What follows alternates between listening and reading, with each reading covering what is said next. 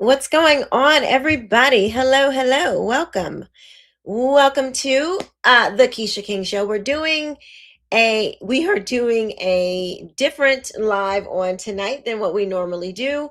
I have my good friend, and guess we're gonna call him my co-host because basically that's what he does. He's been graciously co-hosting with me, and you guys know that I did this video, this discussion. We're gonna call it with Justin Giboney, who is the founder of the AND campaign, and he wrote this book, Don't Let Nobody Turn You Around. And so Chuck and I were talking about it behind the scenes, and he offered some really good feedback. And I was like, I think it would serve the audience well to give this feedback for you to share it with the audience. So that's what he's here to do. And that's what we are going to do tonight. We're going to go over this live. He's going to talk about things that I got wrong, things that Justin got wrong, and just give an honest critique of different parts of the discussion. So without further ado, my good friend, Mr. Teach'em, Chuck Littleton. What's going on, friend?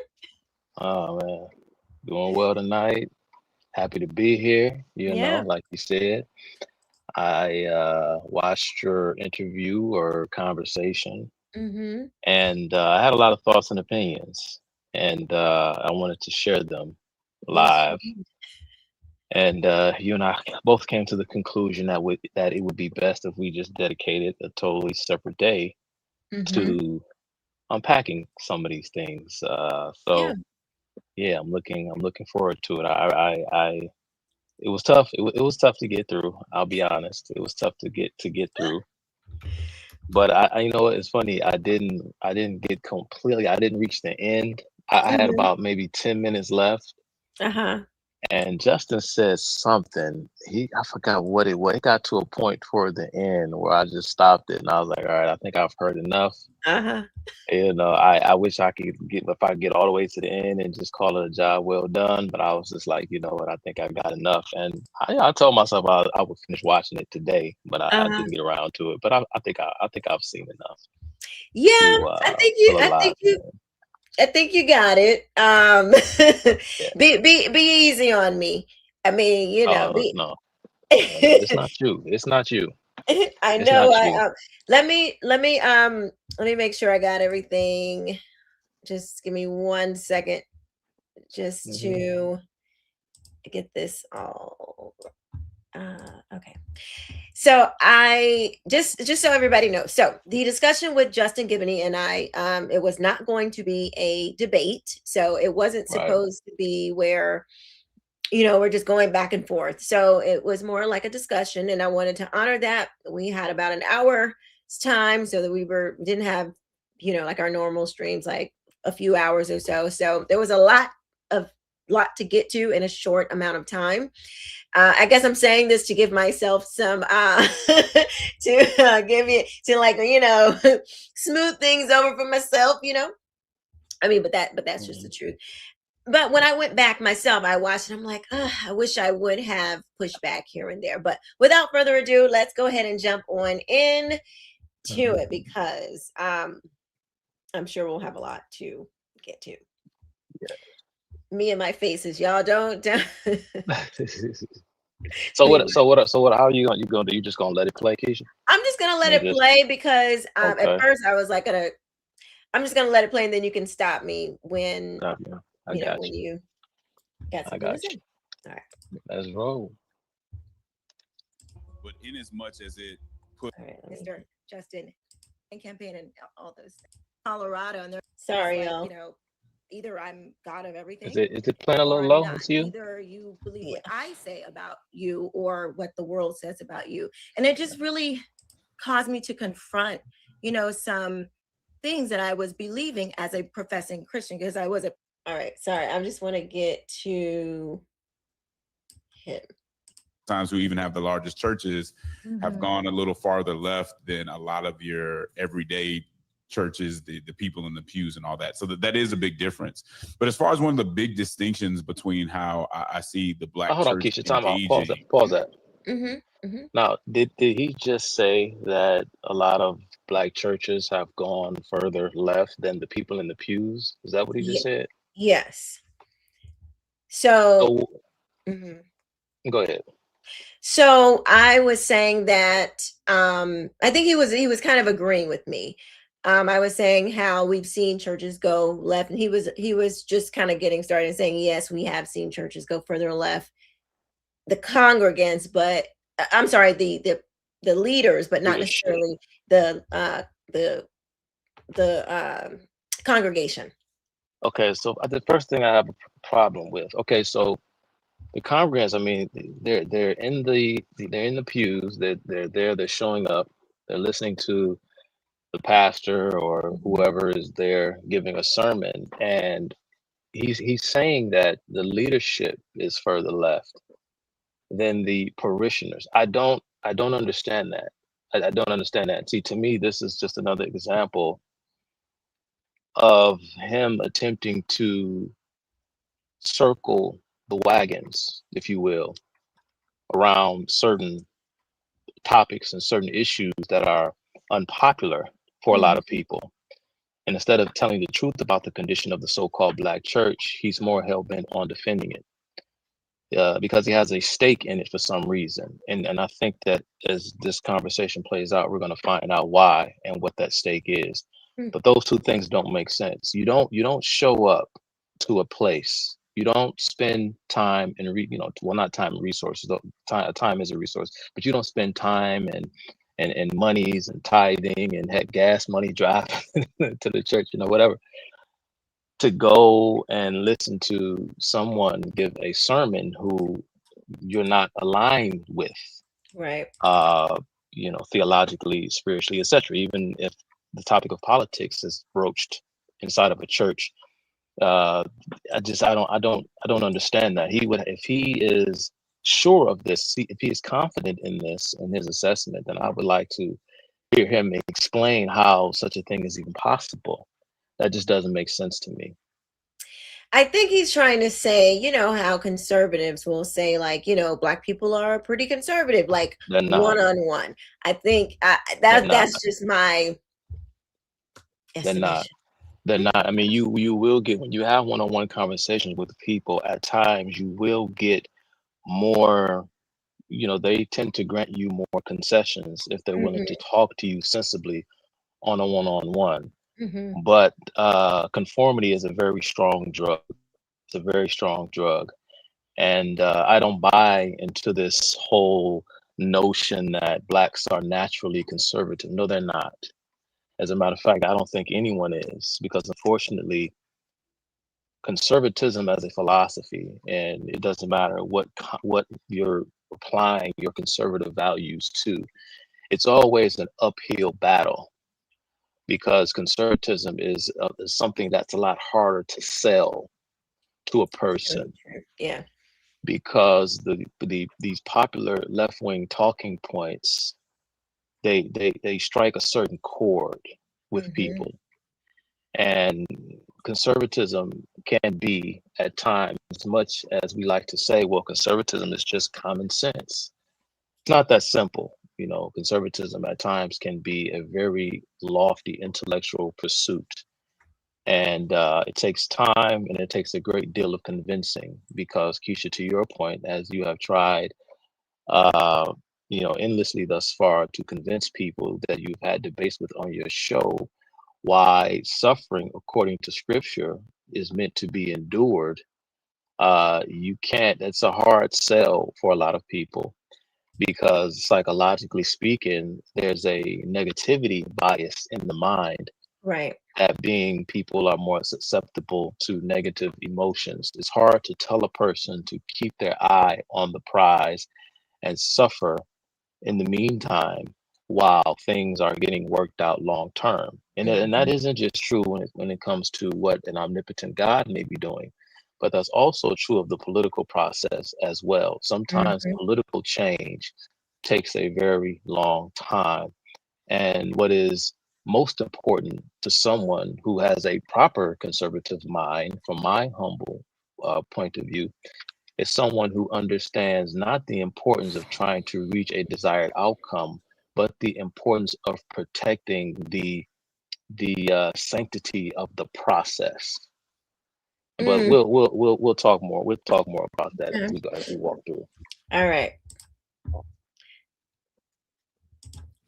Is a focus on justice. I think that comes from, I mean, when you talk about abolition, when you talk about overcoming Jim Crow, these are things that the church was in the middle of. And again, most of those people, the civil rights movement, if you read in the book, this is a movement that believes in the authority of scripture. This wasn't I think progressives have kind of tried to co-opt it. It wasn't a progressive movement in that sense. Now, there were some leaders who had gone that way, but if you talk to the people, the Fannie Lou Hamers, the let me let him Fred get this sentence out. Hold Shuttlesworths, on. they weren't moving anywhere away from the Bible. And so I think it's important for people to know that. The distinctive, though, is the engagement in social action. Okay. What do you got? Okay. Now he says that they were basing this on the Bible. Of course, they're basing it on a social justice, social gospel interpretation of scripture, of the Bible. But that's, of course, a totally separate conversation. Now we're having a debate over what the Bible message actually is and what scripture actually states, and what a true Bible believing Christian is supposed to do. He said that many of the leadership within the civil rights movement had gone that way, but see, he's doing the exact same thing that he did when he characterized the church. The movement had gone that way, but many people who were dedicated to the civil rights movement were peoples who were traditionally Bible-based. They were not based, and he goes on at a later point, and you'll hear when we get to that point where Keisha plays it, where Mr. Giboney says that he himself is not a progressive Christian. That's what he says. He's not Right. Now, I don't know if he's a progressive Christian per se, but he sure is a progressive in other areas, particularly given the fact that he supports the civil rights movement. Now, he just named two people in particular, and I'll just camp out on them for a second, particularly Fannie Lou Hamer, because he brings up Fannie Lou Hamer's name more than once during this conversation. He writes about her a lot in his book. She's brought up a lot. Actually, while you're talking, I'm going to go ahead and bring up some of her some of his quotes of her. But okay. Go ahead. So he mentions her a few times, and during this interview, as to say that she is one of the exemplars within the civil rights movement to whom we should look to as an example of what the best of the civil rights movement was. Because there comes a point in the conversation, Keisha, where you bring up King's Marxism. And Mr. Giboney, right? Mr. Giboney does not deny, and let me just set the record straight. This is not a retroactive attack on Justin, but this is me challenging his ideas. Okay. I don't know him personally. I don't have anything against him. He came on, he was gracious, he gave Keisha his time, he showed her respect, and they had a civil conversation. And I'm going to do my best to respect him, but I am challenging him on his points of view. He brings up Fannie Lou Hamer a few times, and he says, well, to go back to when you spoke about King's communism to some of the people that he was affiliated with, Mr. Giboney does not deny Dr. King's affiliations. I don't know if he knows about it. I don't know if he thinks it's true. I don't know. He doesn't deny it, but the response that he gives is to say, well, there were other individuals involved with the civil rights movement that were not connected with those kinds of people or connected with those people, something like that. But that's a fallacy right there, unless you're getting specific with respect to degrees of separation. Because if you're connected to someone who's connected, then you are vicariously connected.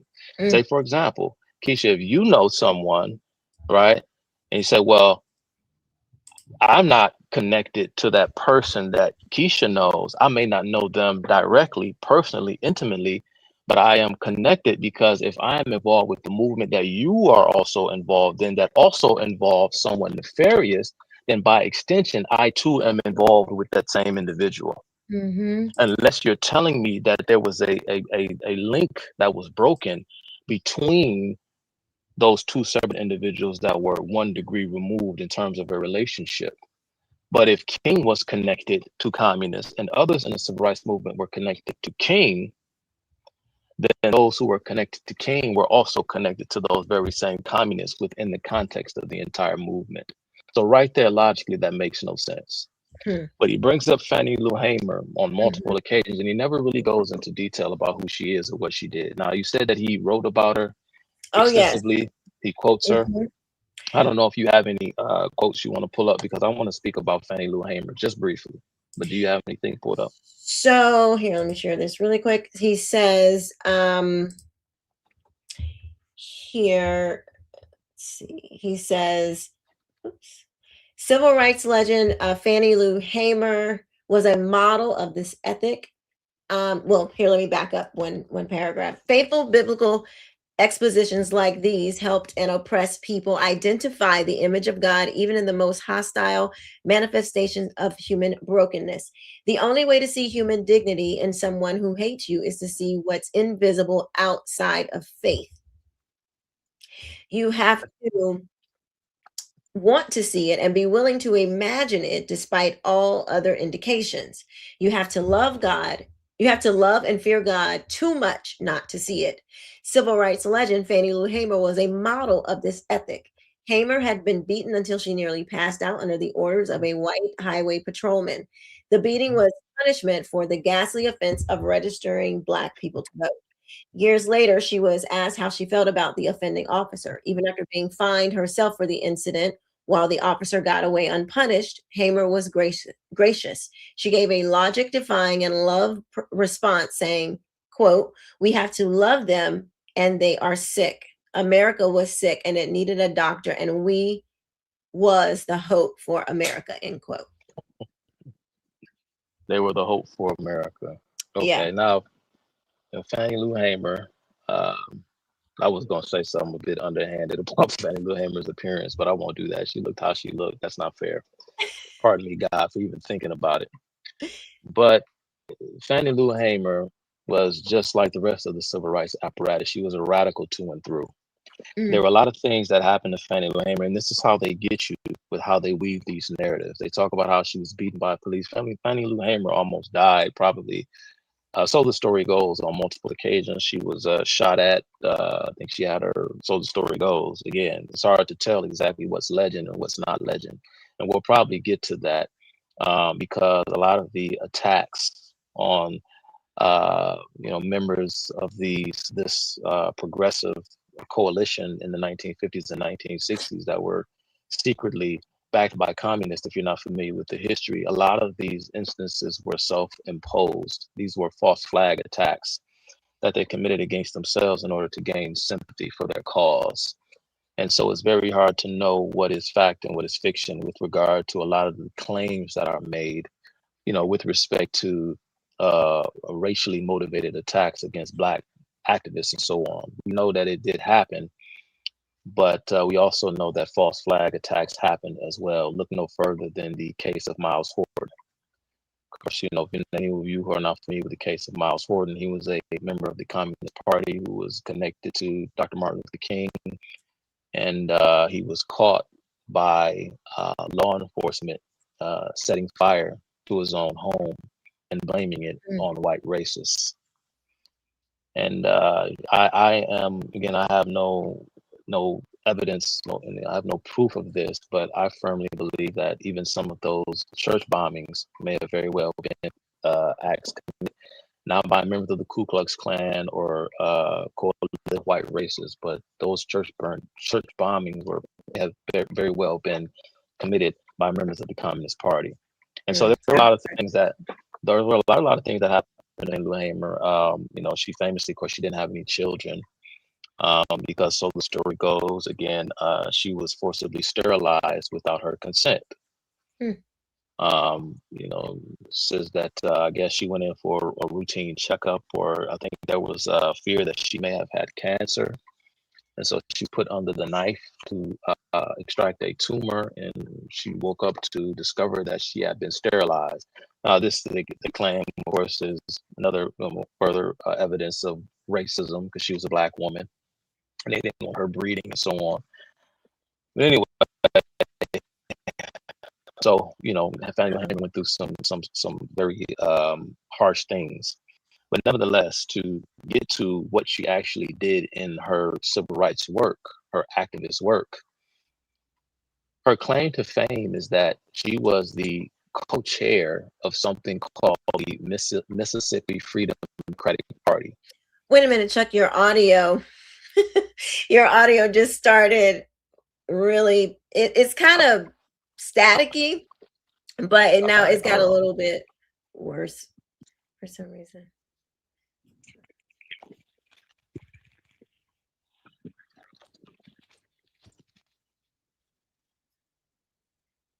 Let's see.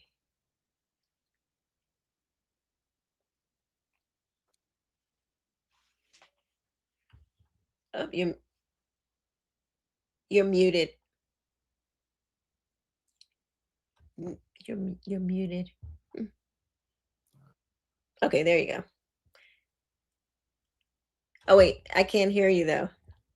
Hold on.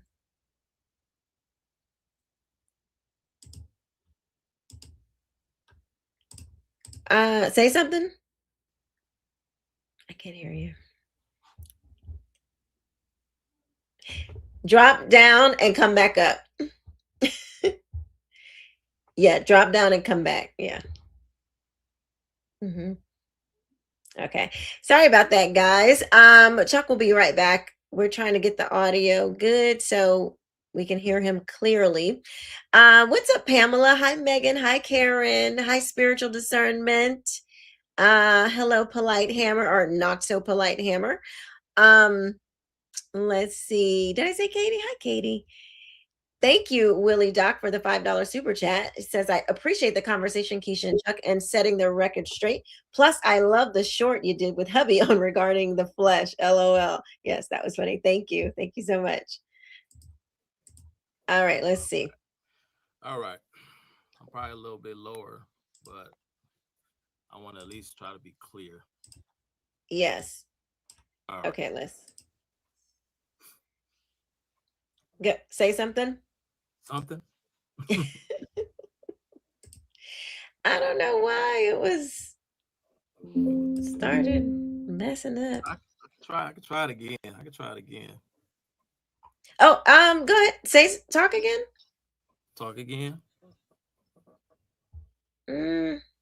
Yeah, try them again because they're still kind of. Yeah, let me just turn this.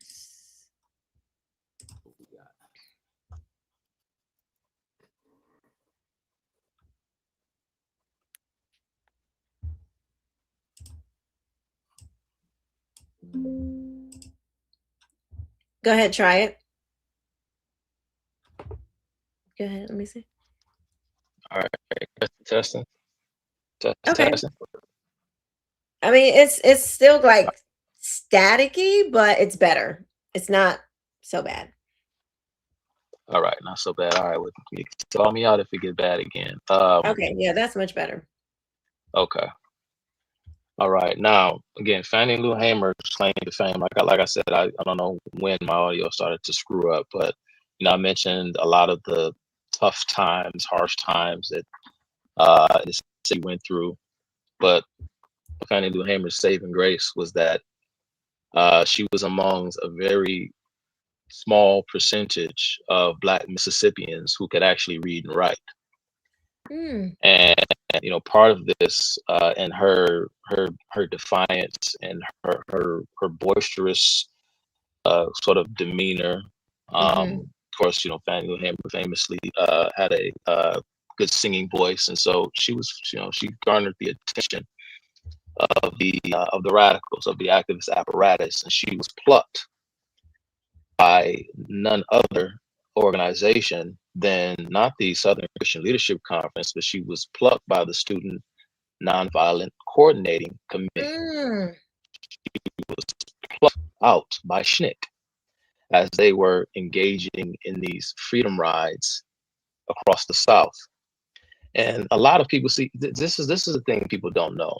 Okay, they think that this is about voting rights for blacks and this and the third. No, that they were doing the exact same thing that the radical Republicans were doing after the Civil War during the era of Reconstruction.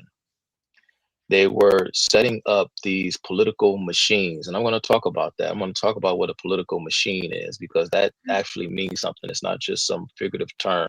It's a tangible term. It's an objective. It's a term that has an objective definition.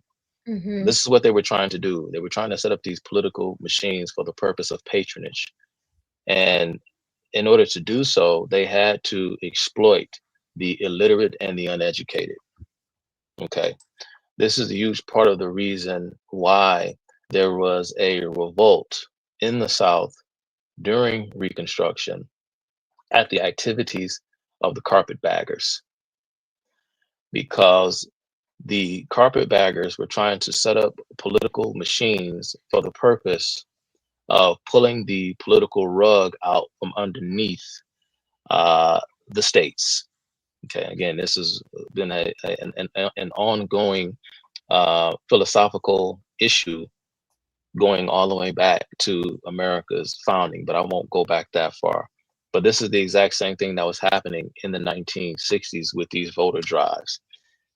People who had a better understanding, who understood the political tradition that we had inherited from our forefathers. And when I say inherited from our forefathers, I'm going all the way back to ancient Greece, right? Whose political ideas we are still carrying out to this very day, from the very beginning and all across the Western world until about the 1800s, late 1700s, but especially began to kick into high gear in the 1800s, is when you began to see these various suffrage movements. But it wasn't until then, and that is relatively recently when you consider the long history of Western civilization.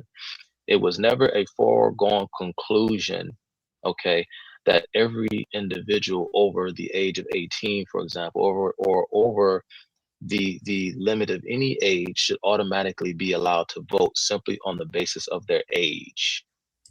Mm-hmm. That is something that is fairly new, because not all men even had the right to vote in various Western countries until a certain time. These various suffrage movements began to sweep across the West and the rest. But our ancient forefathers had enough foresight to know that when you expand the franchise, you're going to ruin your civilization. And you know who else knew that? Friedrich Engels knew that, one of the co-authors of the Communist Manifesto. And I'm going to get to that, but just to pivot back to Fannie Lou Hamer, her claim to fame, once she was recruited by Schnick, which of course we know the history and legacy of Schnick, and that's going to become important as well as we go through the conversation. Mm-hmm. But she became co-chair of something called the Mississippi Freedom Democratic Party. Mm-hmm. Okay. This was a smaller, almost like I don't necessarily want to call it a subsidiary of the Democrat Party, but somewhat of a political subsidiary. It wasn't a part of the mainstream of the Democrat Party, but it was sort of like like I said, a smaller sub party within the larger Democrat Party. This was formed in April of 1964. Okay. These were all your radical extremists. And the reason why they created these offshoot Democratic parties is because they were trying to it's the same thing that is going on in the country right now with the mainstream of the old guard Democrat Party and the Democrat Socialists of America. That's what the Mississippi Freedom Democrat Party represents, to draw an analogy for those of you Mm-hmm. who may be having a hard time understanding what I'm saying.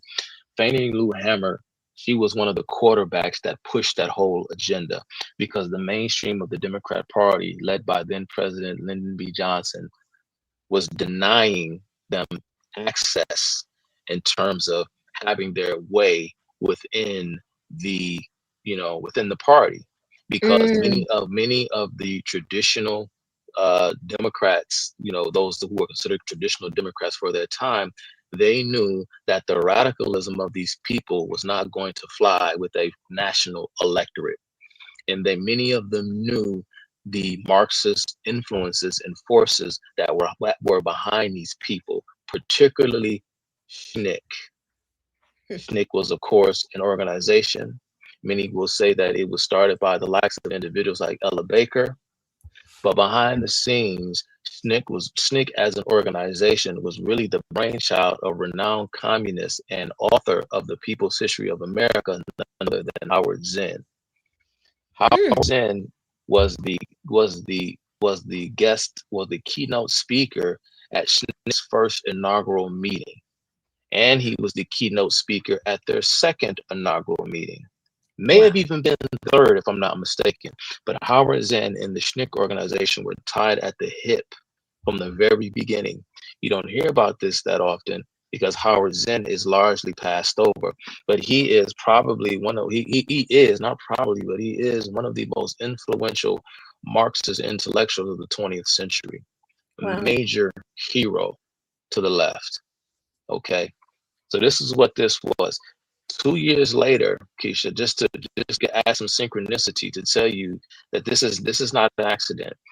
2 years later, the very same month in April of 1966, the Alabama equivalent of the Mississippi Freedom Democratic Party gets founded in 1966, known as the Lowndes County Freedom Organization. And I've talked about the Lowndes County Freedom Organization before, because it was the Lowndes County Freedom Organization, which was started with the help, largely with the help of Stokely Carmichael. Okay. Mm-hmm.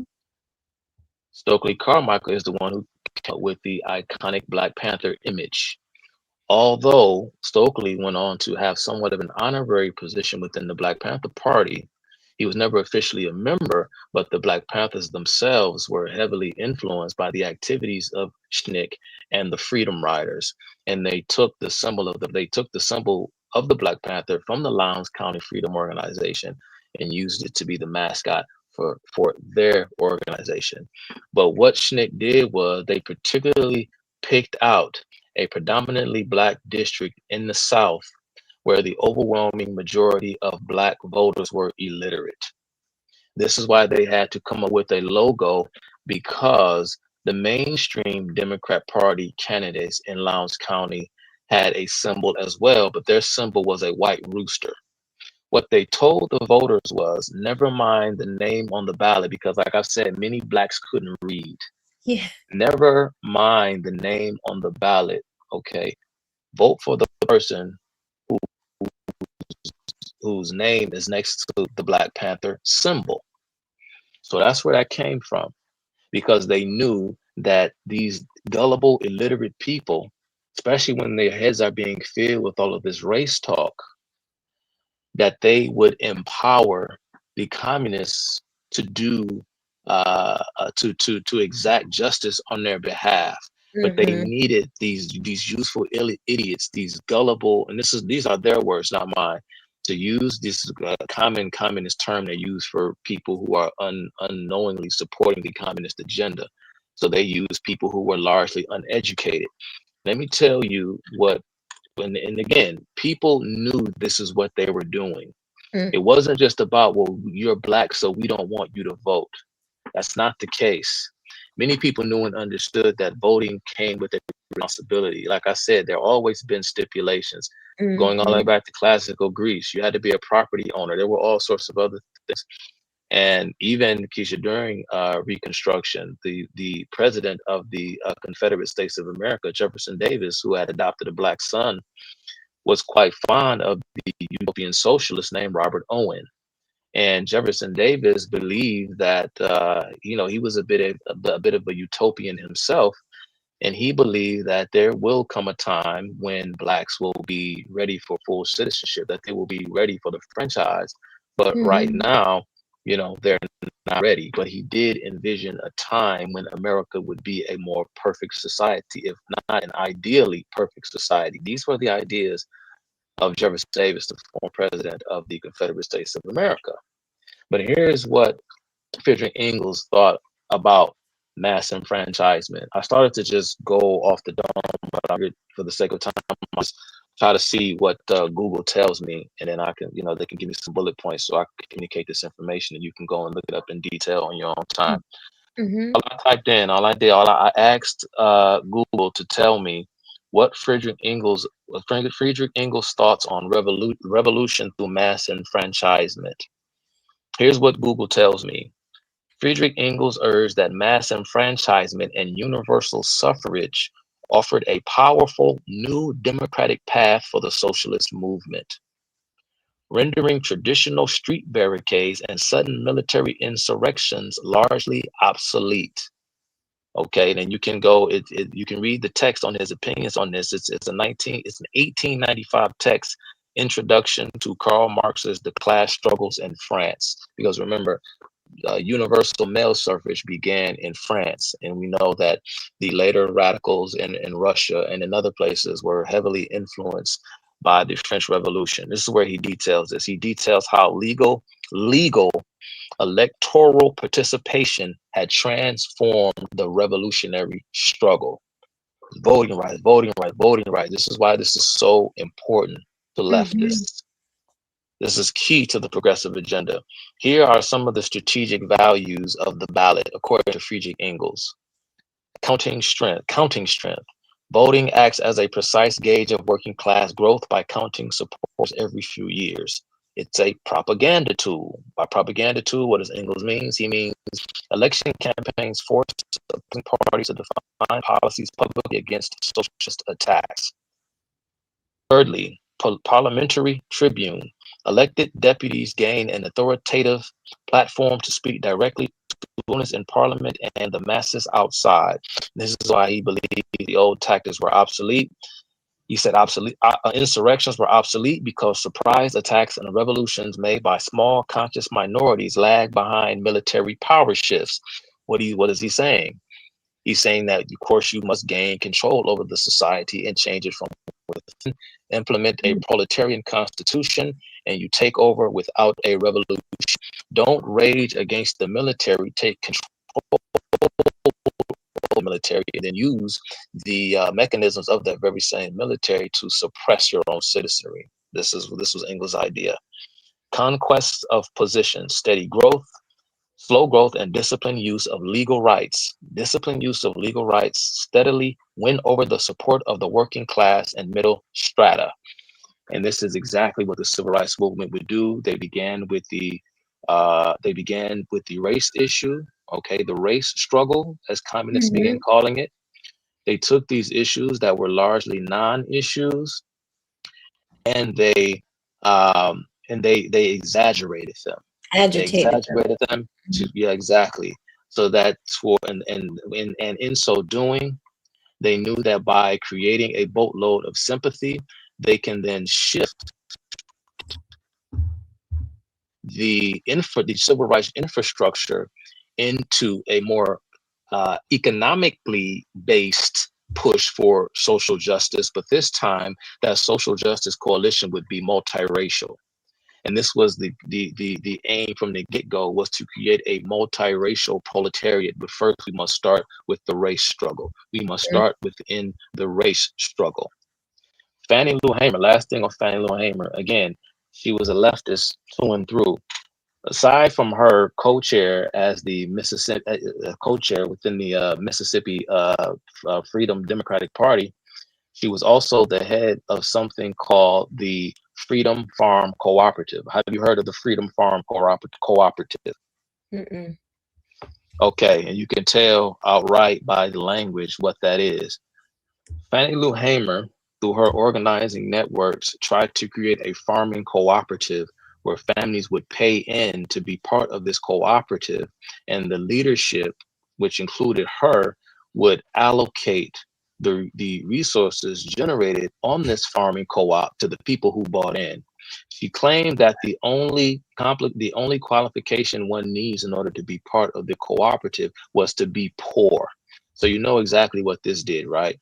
This capsized the organizational structure, in that you had more output than you had input. You had more takers than you had producers, because many of the people who bought in to the co-op did not actually buy in because they claimed that they were too poor to pay the monthly membership fee, which was roughly $1 a month.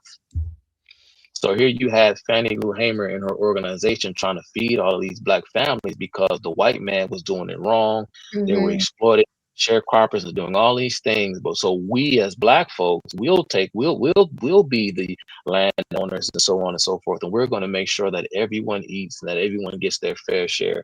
But slowly but surely, as you could imagine, within a few years, this farming collective was gone because they no longer could fund it. That's how they all go. I mean, it's basically like Zoran Mamdani's the free grocery stores. Same concept. These people don't change. But let's keep going. Yeah, and I think that's where the disconnect is. So in your book, you were talking about basically like that is the distinction, and that when you looked at like white evangelicals, or we'll just say white evangelicals, during that time, that basically like they didn't do enough. And I guess I just wonder, was it that they didn't do enough, or do we just approach that topic differently? Like, do we come from it from a different, just to kind of summarize what I was trying to say, we have the left and the right, and we fundamentally see life differently. Like, we approach life differently as the left and the right. And so in his book, and he's saying that the white folks didn't do it right. Well, my question was basically like, well, how can we say that when we don't even approach it the same way? Like, maybe it's not wrong, it's just different. So here's I'll speed it up a little bit so we can get to his response. So I don't want anybody. Oh, yeah. I'm not saying that you are. The approaches. So I think it's both. I think the approaches are different, and I think they didn't do enough. Not only did they not do enough in some instances, talking about white Christian conservatives, they perpetuate. Sorry, and I just want to say what Justin, he's the founder of the AND campaign. So his whole thing is like, we got to do justice and love. We got to do this and that. So if you hear him like, no shade to Justin, but riding the fence, I mean, that's kind of that's what he does. So, if you're wondering why he's not just kind of like plainly saying a thing and landing on a place, that's his thing. Okay. This, and you hear black people talk about this, from Frederick Douglass to Fannie Lou Hamer, Fred Shuttlesworth, all devout Christians. Not only did you have a situation where maybe they saw it, but they just didn't reach out. No, they were in leadership positions and they were perpetuating some of these things. I don't particularly think that's, disputed historically. Now your everyday person. Yes. I wrote this down when I was listening.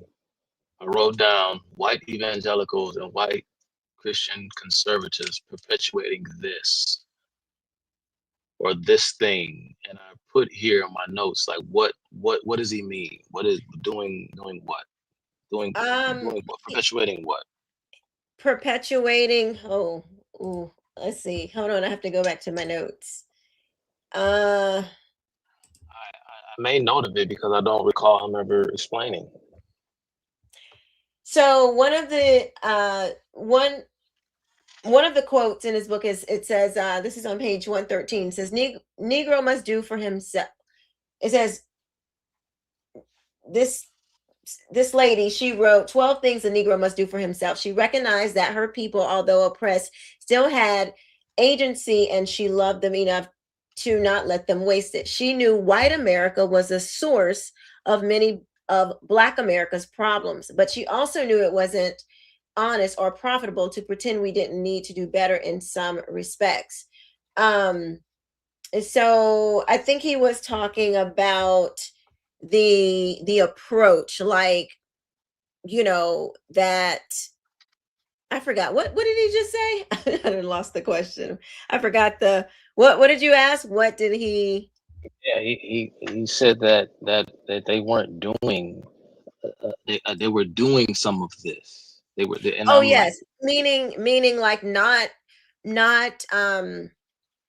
seeing struggle and seeing like oppression in Black neighborhoods with like different things, or the segregation and all of these things, and they didn't do anything about it. Like the Christians back then, they weren't doing enough. Like he was saying, yes, there is a different approach, and they didn't do enough, if that makes on sense. what on so and he talks to him, and this is funny Of like because they helping Black people, Black Christians, their fellow Christians, like out of these situations. That's what I understood him to say.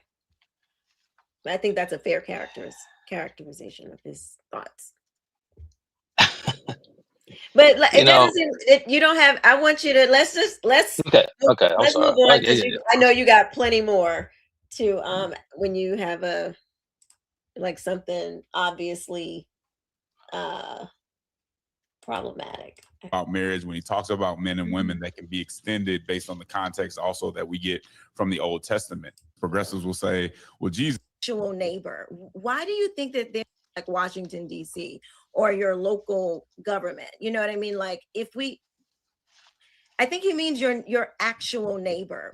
Why do you think that there is because we don't see Jesus, commanding us to go and, demand different things from the government. We don't see Jesus going to the government, the natural government, to solve these problems.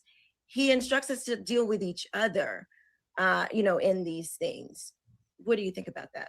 well, I think Jesus gives us some general principles, and we have to be very careful in limiting those principles to what we want to see. So, for instance, progressives will say, well, Jesus never said anything about homosexuality. Therefore, we shouldn't. No, he gave us some general principles when he talks about marriage, when he talks about men and women, that can be extended based on the context also that we get from the Old Testament. And I think it's the same thing when it comes to justice. Sure, I think what your neighbor means, and we don't want to limit what neighbor means, because that's part of the whole conversation that Jesus was correcting. It's people within your frame of influence, right? People Right. that you can actually do something to help, and that's what I'm talking about. I'm talking about Christians, conservative Christians in the South, who were governors, who were voters, and all these things, who are perpetuating Jim Crow and all these other things instead of doing something about it. So I think that fits squarely within what we would say is your neighbor and somebody that you should help. And in too many instances, parts of the white church did not do that. And that's really all I'm saying. But I'm very hesitant to try to limit it to how can I limit who my neighbor is? I think that's exactly what Jesus was trying to get us not to do, is limit that based on our interest or our narrative.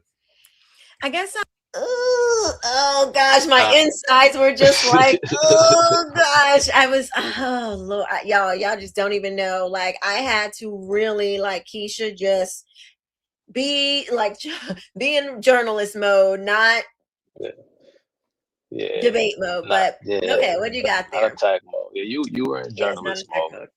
I mode. think he implies it there, but I think he in a few moments, I think he's going to say, because I wrote down in my notes here, I said that he said that you should be mindful, because he said that it's not about DC, it's also about what happens locally. And when he's speaking, he's talking about politically, what happens locally, politically. And he said that you should consider your neighbor when you vote. I had to write that down. I was very illuminating that you must consider your neighbor when you vote. Really? So what exactly does that mean? Well, it doesn't mean anything. So therefore it can mean everything.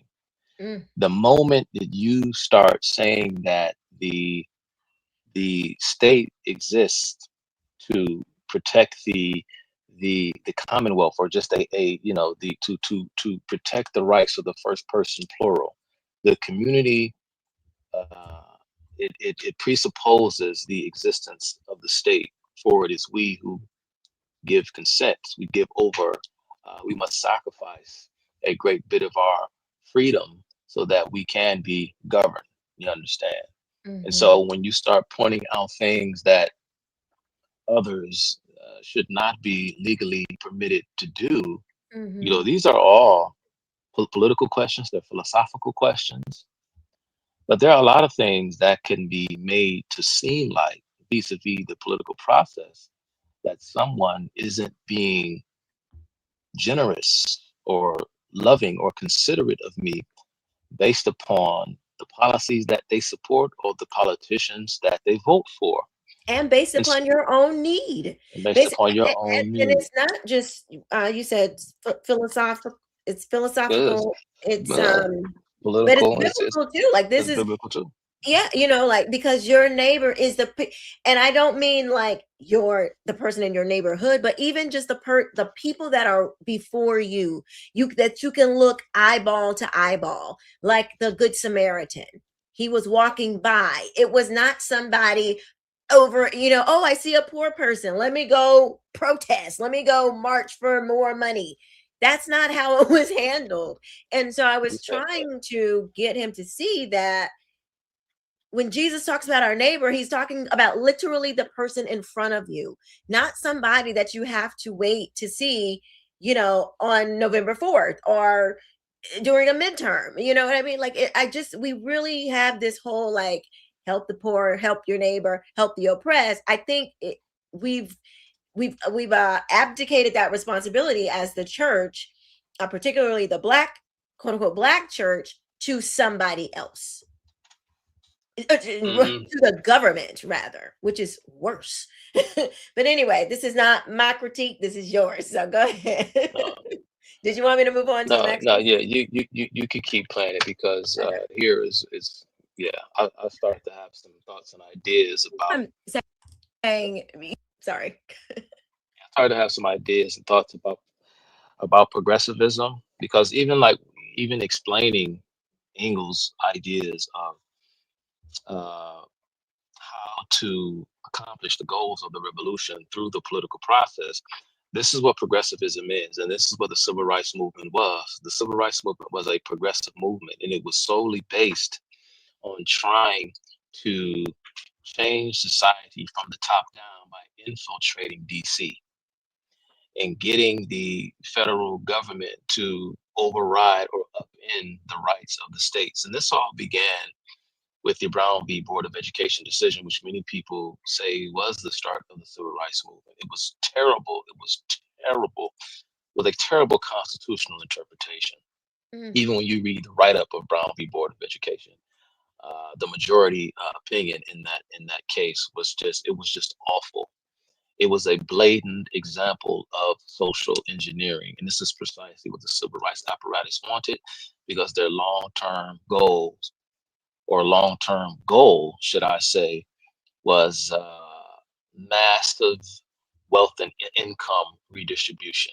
Their long-term goal was the Sovietization of America, and it all starts with nice-sounding slogans like vote with your neighbor in mind, or ending racial segregation and all these things. You see, people didn't, and racial segregation was something that started after the Civil War, and this was something that was mutually agreed upon by both blacks and whites because of the political rancor that was going on after the bloodiest war in America's history.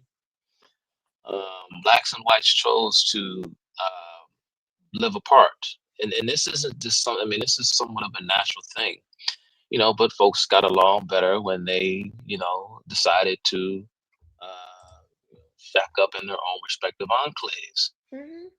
But short term, over the long haul, racial tolerance is something that must grow organically, right? It can't be legislated. And the races were slowly but surely coming together. And at the same time, a lot of these Jim Crow laws, as they were called, were coming off the books because many people were ignoring them. I don't, maybe I'm going to unpack Plessy versus Ferguson, but of course, Plessy versus Ferguson was an attempt by the state of Louisiana to push the argument to the federal courts so that Jim Crow segregation could be ended because a white-owned railway company did not want to continue segregating their passengers. And it was shot down because the federal government, Plessy versus Ferguson, was bad constitutional interpretation, and so was Brown v. Board of Education. The federal government does not have the legal permissibility or permission to force segregation, nor does the federal government has the authority to force integration. Okay, it was an overcorrection on a bad constitutional interpretation. But never mind that, the reality is that many folks in the South and elsewhere were just blatantly ignoring these ordinances. I've said this, a lot of people who challenge me, and when I say that if you would have just left well enough alone and let the process play itself out, this is how you get long-term racial reconciliation, and not the madness that we have today, which is the direct fruit of the civil rights movement. You let people work themselves out on their own terms. A lot of people say, no, man, if you would have just left it alone, then white racists would have continued to do what they did. But as my good friend, my boss and research partner, Shadow Jackson, reminds us that for every colored only sign, there was a white only sign. So where's this attitude? Where's this notion that blacks being excluded from what Wait a minute, wait, say that one more time. For every colored only sign, there was a whites only sign. So where do we get off suggesting that Jim Crow was something that exclusively affected black people? I have never thought about it that way, did you? Yeah. So because they would put them together. Yeah. Like it would say like whites only, blacks only. Right. So where's the white? Why aren't the whites so upset? That's crazy, because that's equal. Exactly. It's equality. Yo, I've never thought about that. That is so. John, we always have these moments. This is my Martin Luther King moment. You be having me looking crazy up here, right? You remember that? That was years ago. That's crazy. Yeah. But have y'all in the chat, have y'all ever thought about that? If you think back, the black and white water fountains, there was always whites only, blacks only. White people want to complain. Where are they moving it at? And the crazy thing about it is, if you don't, human beings, we change, but we don't change, right? It's one of those weird paradoxes. We don't change. And I say that because there are a lot of naysayers out there who say, no, things wouldn't have changed. And, what do you mean people were just ignoring them? And the same phenomenon was happening in South Africa during apartheid as well. The government had a certain incentive to do this, but in the private sector, of course, it's bad for business to discriminate. We won't walk through that, but those of you who understand economics know exactly what I'm talking about. Well, look at the analogy of what happened, something that occurred more recently in 2020 with the COVID-19 restrictions. Okay, how many times every day you woke up and you went on your phone, there was a story about people being busted for having too many people at their house, people gathering for holidays. Remember, they told you couldn't be around but so many people. You couldn't go outside. You couldn't go to the beach. You couldn't go to the gym. You had people all across the breadth and width of this nation, and red states, blue states, wherever, and they were just like, man, this social distancing, these medically arbitrarily mandated social distancing rules where while in public you had to remain however many feet, I don't even remember what it was, feet from a person. 6 feet. 6 feet from a person. We were told by the so-called experts from the get-go that masks don't stop the spread, but we were told to wear masks anyway, and psychologically it kind of made us feel safer, even though we knew intellectually that wasn't the case. We did it anyway, just would go out and do the things that we needed to do without being thrown out of various establishments. But as time went on, people began to say, the hell with this, I'm not doing it anymore. The same thing was happening in the so-called Jim Crow South by the 1950s. Blacks and whites were like, if I have friends and if there's something that's mutually beneficial in some type of arrangement, freedom of association, right, per the First Amendment. The freedom of association is sort of like a right that's implied within the freedom of assembly as per the First Amendment. But people were saying, the hell with this, we're not doing it. This was the case throughout the Jim Crow South. Blacks and whites weren't, there were many people who just weren't enforcing the law, and people who were bound by the law were simply just ignoring it. So, like I said, this idea that there was this racial this is just nonsense. It's not true. And as a matter of fact, we can move on once I state this. To go back to the Brown v. Board of Education decision, I urge everyone to go and read the majority opinion that was written up, I think, by Justice Warren. Justice Warren said that, because remember, separate but equal was the precedent that was established in Plessy versus Ferguson. Right. Chief Justice, I don't know if he was, and he may have been the Chief Justice at the time, but nevertheless, Justice Warren, who wrote the majority opinion, said that blacks and white schools were in fact equal, and to the extent that they were not equal, they were becoming equal. He even goes on to describe how their staff are paid equally, blacks and whites are paid equally. There's adequate supplies in black schools, adequate supplies in white schools. They have all the same things that the white kids have. But he said that people looking at outcomes, and this became the basis from time immemorial, beginning with the civil rights movement. You have the establishment of the disparate impact philosophy, I think in the 1971 decision of Griggs versus Duke Power, right? And from that point on, how we determined if something was racially discriminatory, we looked at statistical disparities. Right. And what Justice Warren did in that decision in 1954 is that he looked at the statistical disparities between educational achievement amongst blacks versus amongst whites. And what he found was whites outpaced blacks in terms of their educational achievement, even though he could find no tangible examples of inequality in schooling because blacks didn't perform as well. There had to be some intangible factors afflicting blacks in a very specific way, even if those things could not be objectified. Those were, I'm paraphrasing the decision, and Justice Warren based it on his belief that since blacks are excluded from white schools, they are psychologically impacted in that they are made to feel inferior. And he was hearkening back to a study that was done by a psychologist by the name of Kenneth B. Clark.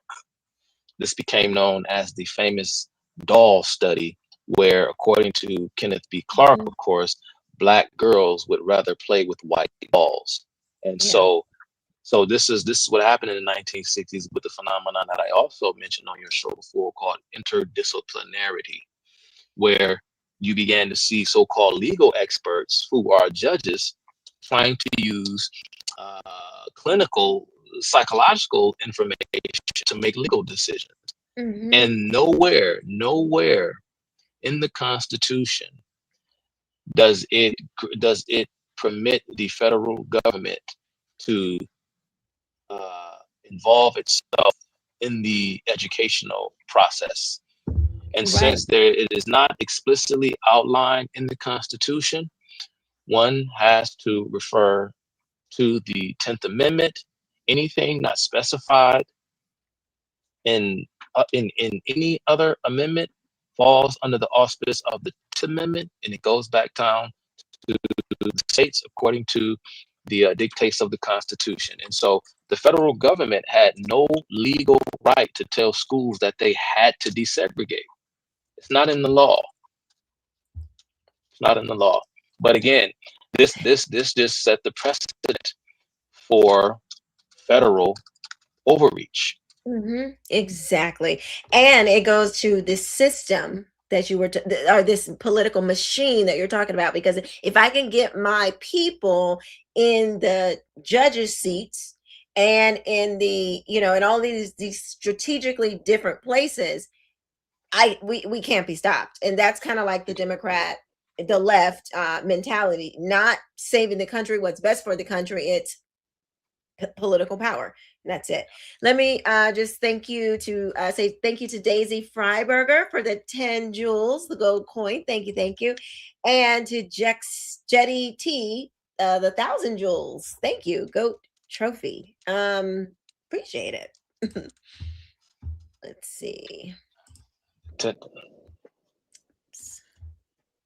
You know, when I think about the gospel as a whole, it's, or just even the Bible, it is very, it's very much a relationship into the world, and whatever I think we sphere of influence, that I can make sure my votes actually help. And so I'm not necessarily, let's just talk about local. I'm not saying anything about Washington, D.C. Even on a local level, I have to think about how the policies that I support and other things impact the people around me. And that's really all I'm saying.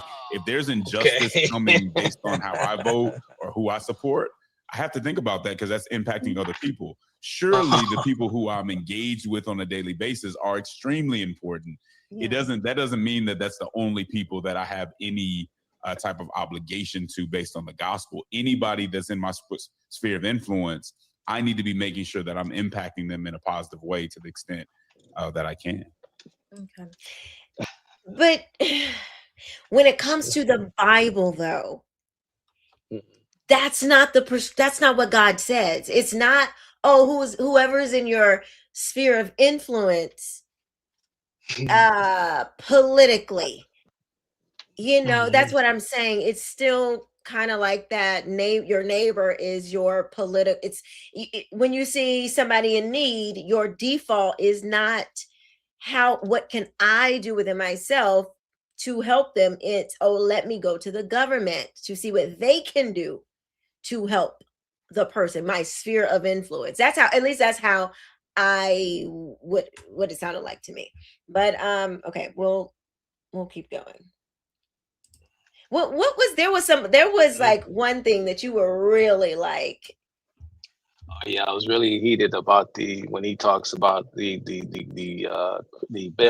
bail reform.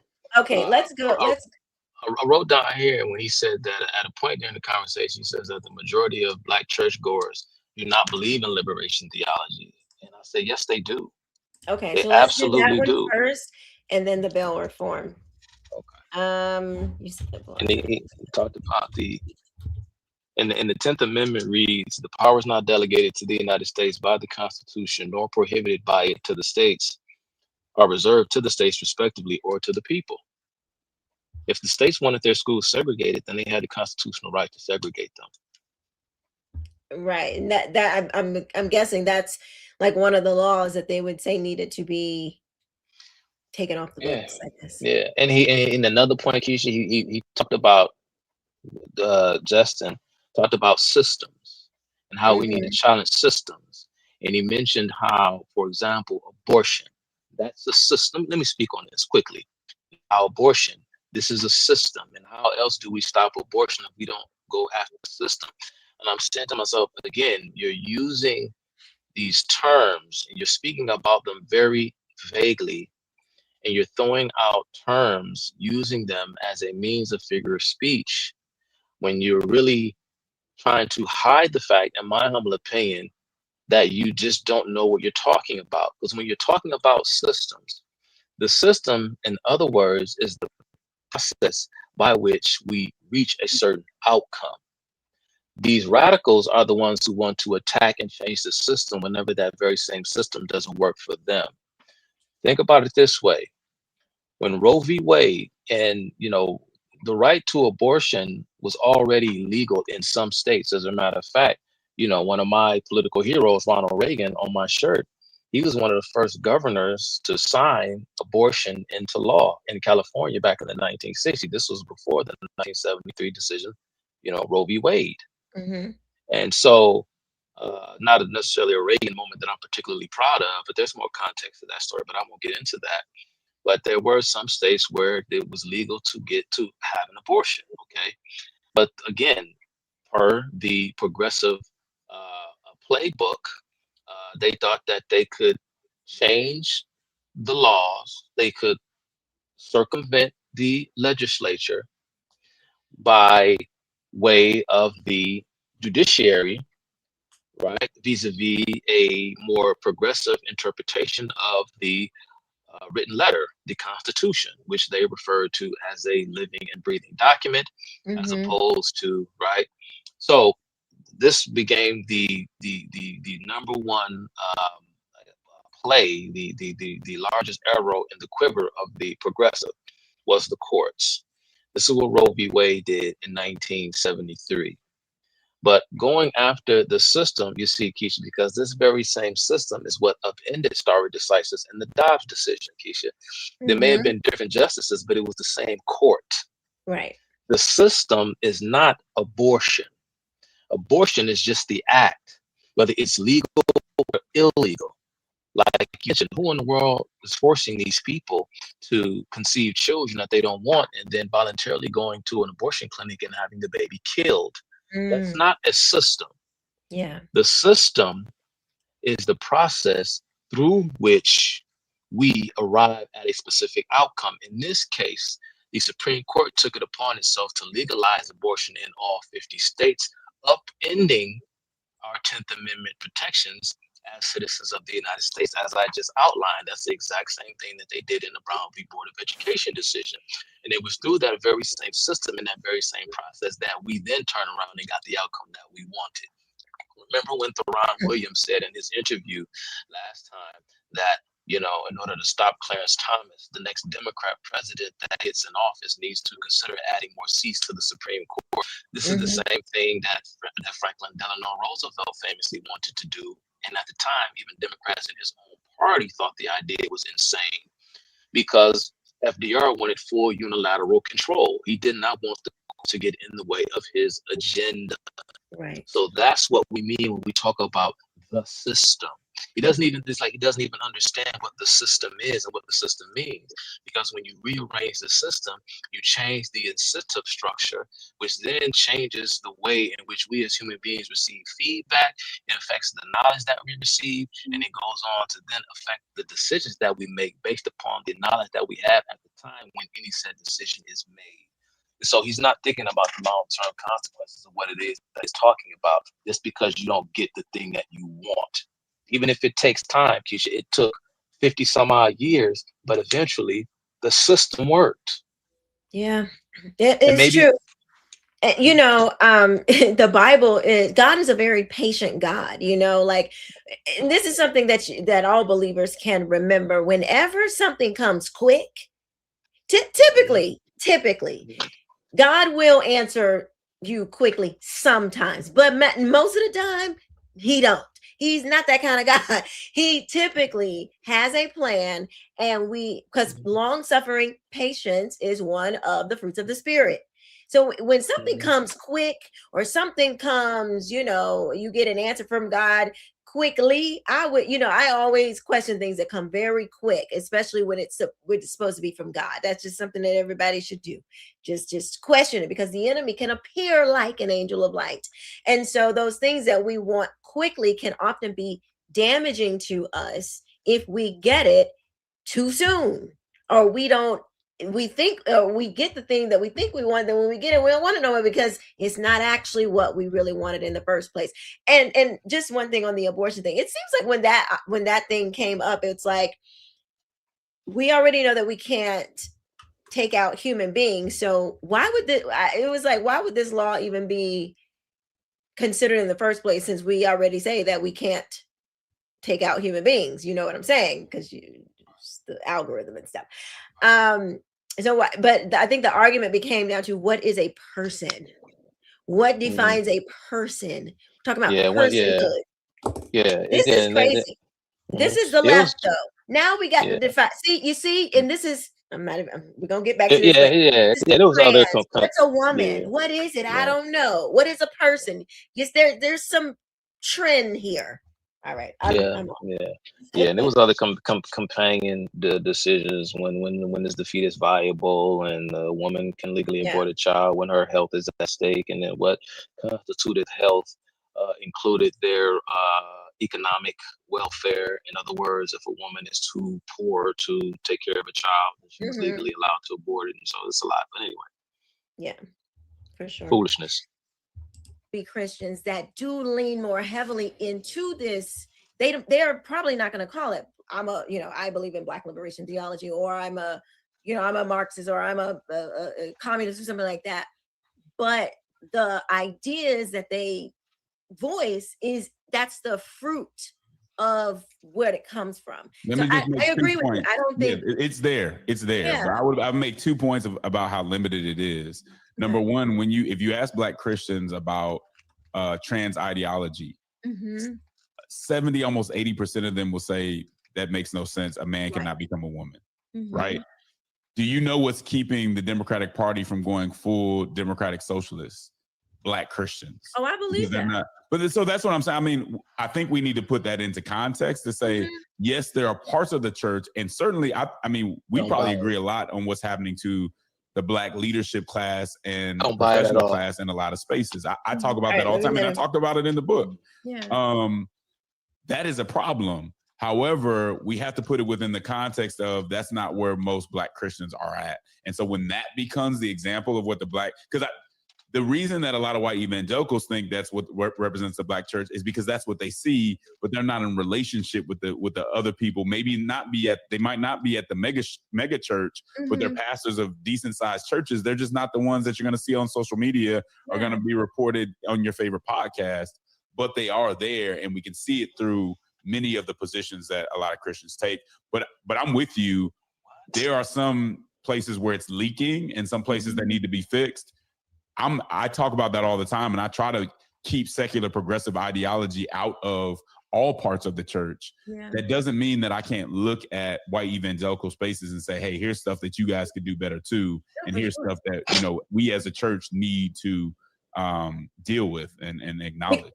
I mean, Walter Rauschenbusch, that's a white guy. Like, he's the one that kind of really made. So anyway, okay. So I do believe, I do believe that there is a remnant in the quote unquote Black church that are just not having it. There are some older people who they're not going to get on board. They might be Black Liberation, believe all that stuff. But when it comes to like trans, they're not going with that.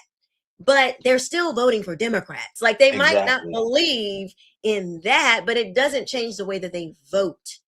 Right, like if you ask them and that's the thing, it's like if you talk to them one-on-one, no, they're not. I do believe that if a Jamal Bryant, for instance, got in front of his congregation and said, okay, everybody, we're going full trans, they're gonna give him some pushback, but they're still gonna vote Democrat. Like, they're still gonna vote Democrat, but they're not. The Democrats know that if they keep that at the forefront, they are going to lose more faith-based people, Christian, Muslim, whatever, because that's a hard sell, within itself. So that's my 2 cents on that. But go ahead, Chuck. I don't buy it for a second. I don't know what sort of anecdotal, quote unquote, evidence that he has from the people that he talks to. He said 70%. I think that's the number he just pulled out of his behind. We have scientific data from the Pew Research Center from approximately 10 years ago, whose findings uncovered the fact that 65% of Blacks view socialism favorably. 65% of Blacks view socialism favorably. I firmly believe that most Blacks don't have an intimate knowledge of what socialism even is, but you can convince them that they ought to vote for a socialist candidate if you can exploit their racial paranoia, even to the extent that they don't care, that they know that men are men and women are women, and the whole trans ideology is completely ridiculous.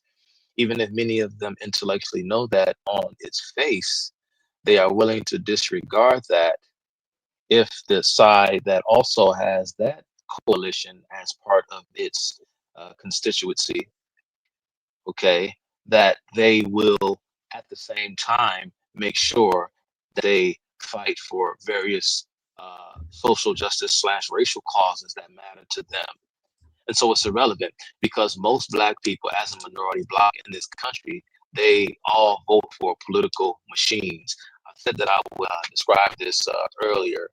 And it's a phenomenon that is not something that's unique to Black folks, but it's something that unique to different minorities, particularly in the late 19th, early 20th century. Italians and the Irish and so on. I mean, they were caught up in these Democrat Party political machines, or even Republican Party political machines that can be. And what you get is you have individuals. Oftentimes they come from within the group, but sometimes they can come from without. But they come from within the group. And once they quote unquote make it, they act as spokespersons for the entire collective, because there is a sense of it, maybe whether this is natural or maybe this is something that is nurtured into them, but they have this natural distrust for anyone outside of their ethnic group because they see themselves as these foreigners in a strange land. This was the phenomenon during these mass of migration to the United States in the late 19th, early 20th century. Even though Blacks have been here a lot longer, Blacks were subsequently politically colonized and then went on to be subject to political machinery. Oftentimes, in other examples with other ethnic groups, you had large swaths of those minority populations who didn't even speak the English language. They were just told to vote for this particular person because that one particular person claimed to, whether it was real or imagined, they had a direct connect, a unique relationship with these specific group of people who, for some reason or another, saw themselves as not particularly being part of the mainstream. And so you vote for the political machine because you don't want to spend the cost of acquiring knowledge. And so you act irrationally based on brand favorability and fear. But here's the thing. This is how it works in the private sector. You may not know everything that there is to know about cars, but if you had one good experience with a particular car manufacturer, that becomes your brand, that becomes your model. The same is true with clothes and anything else. It works in politics that way as well. You don't have time to invest in acquiring knowledge because knowledge itself comes at a cost. Ignorance also comes at a cost now. But knowledge comes at a cost. So as much ignorance comes at a greater cost, one can argue, but knowledge comes at a cost as well. And oftentimes, in order to cut down on the cost of acquiring knowledge, we vote for the brand. We vote for the thing that we're familiar with instead of knowing the intricate parts of how that thing actually functions or who that person actually is. So this is how a political machine is traditionally defined. A political machine is a tight local party organization led by a single boss or small group that keeps control of a city or state government by trading rewards, jobs, and services for votes. This is how the Democrat Party apparatus functions in this country. Again, and this is not, I mean, this is primarily a Democrat thing, particularly in these large urban centers. But any political party can be privy to this. They set up patronage systems, community help, and strict control. A strong boss directed all party actions to make sure their chosen candidates always won their elections. The leaders within these political machines have government jobs, contracts, and favors to loyal party supporters instead of checking for job skills. These are just various characteristics of political machines that Google gave me with a quick Google search. But this is what we had. So when people talk about, well, why does the Republican Party do more outreach to these groups? Because they don't want to waste resources trying to build a political bridge with the people who do not want them there because their message will not resonate. That's an internal thing. It's not an external thing. It's an internal thing because most Black people arrive to the political process with an attitude of what can you do for me? And that's not the role of a representative. You're supposed to do for yourself. Exactly. And that's not a conservative message. So when he say that, he's lying. I don't know, he's being disingenuous or he's just being deliberately obtuse. One or the other, either way, you reach the same result. All right, we only got 20 minutes because God, dog time flies by. Okay, here we go. This is Bale. Okay. The whole social gospel thing a thing. That's a white guy. So there's nobody's innocent, in this infiltration of this idea. The last thing I'll say is that the infiltration that came in, it's when we talk about trans and LGBTQ, most people are going to be against that, Black in particular. But when it comes to abortion and economics, they can be extremely progressive in the economics, and definitely like, okay, excusing abortion, like, well, we kind of gotta, because we want the economic thing, like we gotta vote for these people even though they're pushing abortion. It's like, because how they view economics in the redistribution, which Martin Luther King talked about. They kind of take on that that ideology of, this is how economics should be done, more from the, like, from each I forgot the quote. What is the thing? Hold on, let me get Each it. according to each according to his ability, to each according to his need. Yeah, but that's in the Bible, but they just have it flipped. Did you know that? Mm-hmm. It's in the parable where Jesus is talking about the talents. That's low down and dirty. That is so low down and dirty. We've never talked about that, but that's the thing. Hold on, I thought I had the spot, but I guess I don't. Hold on, y'all. Hold on. Let's see. Bail reform. Oh wow, you can just you had it snipped. Huh? That you had it snipped.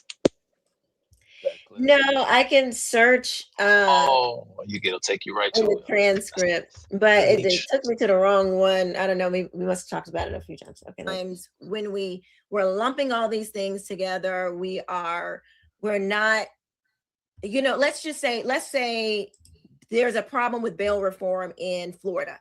Many times it's just, we gotta fix the system and we gotta go to Washington and fix. It's like, it makes it seem like everywhere is one thing, or we get so collective in this that we never kind of pull back between different different localities and all that. And this is what I would tell you about that, Keisha. From my reading and my research, the civil rights movement would be against that. They had 4 steps that they would go through before they entered social action. One of them was fact finding. So you just couldn't take a general narrative and place it on any locality or any place that you were at. You had to make sure that what you were actually saying, any allegation that you were making actually happened. And this is time they took to make, because it's not just, that's not justice if I'm not being truthful. It's not justice if I'm applying the wrongs of one area to another area. And so they actually were deliberate about making sure that didn't happen. Something else they used to do is self-purification. Now you say, you have a hard time understanding why I would say the church should kind of be like the civil rights movement. These were people who were able to take a lot of punishment and violence and still teach people not to hate the people that did it to them. Why would a Christian not want to take those things? And so I think it's happening. Oh man! You knew that was the one, because I text you. He said that I almost passed out. This is why. So the civil rights movement was very particular because they only pointed out certain areas where there were issues to try to make the civil rights movement seem like the reform movement. No, Dr. King said it himself that he wanted to uproot the entire society, that the United States and its white middle class value system, I'm paraphrasing him, had to be totally transformed. This is what he said. King would also go on to say that we need to radically transform the society, and perhaps we need to move towards a democratic socialism. He also said, and I'm paraphrasing him, that he didn't want to call it communism or a communist society, but he said, quote, a rose under any other name smells just as sweet, end quote. So we don't have to call it communism, but we're going to get there. And make sure, let's not use those words out loud. And so this whole idea, when he said that they would do research, they wouldn't do research to find out where there were actual problems. They would do research to try to find out where they can exploit grievances. which is precisely what they did in the event of the Children's March. And I wanted to talk about that too, because he mentioned children, and that really upset me, because I'm like, Mr. Giboney should know better. He should know what happened during the Children's March. He should know what King and his henchmen, men like James Bevel, went in there and did to those children. It was one of the most disgusting things to ever come out of the civil rights movement. Maybe I'll talk about that next time. But King would say during an interview with the reporter when he was asked, "What do you say, Mr. King, to people who say that you're the troublemaker, that everywhere you and your people go, you are causing these things? Why is it that trouble seems to find you?" Dr. King would say, and I'm going to paraphrase him, but I don't know if I'm getting it word for word, but he says something to the effect that our job is to find examples, find things where problems, what he said. He said that sometimes you have to create a problem. This is what he said. And I think this is almost a direct quote. You have to find a problem so that we can get to the real problem. So he admitted that he purposely and deliberately stirred up trouble, which is what the whole nonviolent social disobedience thing was about in the first place. Was to go out and deliberately break the law, provoke a reaction, spin the narrative like the evil government was coming down on you, when the government has no recourse other than force when a citizen does not comply. King knows that, which is why he did it, which is what he was trained to do at the Highlander Folk School. He said that sometimes you have to create a problem in order to get to the real problem, end quote. So That's so they weren't looking for a destructive. real Like problem. They were that's not Christ. That's not the God. That's not biblical. Are you crazy? That is. Go to a ahead. I'm to a sorry. to a man, Keisha, that came right out of his own mouth. And King knew that by going out and getting beat and abused and what happened on the Pettus Bridge, and even though King was the head of the turnaround march, as it became known as, because he tried to do the same thing John Lewis and his folks did, but instead of going across the bridge and getting beat, King turned around, and a lot of people mocked him for it. That became known as the turnaround march. But that's a whole nother story. Oh. And so King knew that by onlookers, particularly black youth, this is key. And I'm gonna go back to the children's march during another conversation, because I think I'm gonna ask you I'm gonna put you on the spot in front of the audience, y'all. Do y'all want to hear me and Keisha do a second part to comment on this interview? Because I want to finish up on the rest of this, because I'm not gonna get a I'm looking chance for to. the bail reform comment I'm not now, gonna get but a chance to discuss everything that I wanted to discuss. So I'm yeah. gonna mess with Keisha one on one. I'm gonna work on her tonight and tomorrow to see if she willing to come back and do it Thursday or maybe Saturday night or sometime next week or Oh something. yeah, But yeah. so it's funny when he said that because King knew just what I was going to say. King knew that black people in particular, particularly black youth, seeing King, a man who preached peace, a pastor, someone of the cloth, a clergyman, seeing what happened to him, he knew that the message that he was communicating to onlookers was not to love your enemy and to love the quote unquote white man, but he knew that by them seeing that, they were becoming more embittered, were becoming angrier, because they wanted to take revenge against the system that had done such a thing to a man who did nothing but preach peace. He knew he was radicalizing them Oh by man, Chuck, you are by spot. sacrificing himself, because any man with dignity, and I'm gonna tell you, would have had that effect on me, particularly if I were young. Any man with dignity is not going to say to himself, I am not going to sit up there and let them beat me and do that to me. Ain't no way.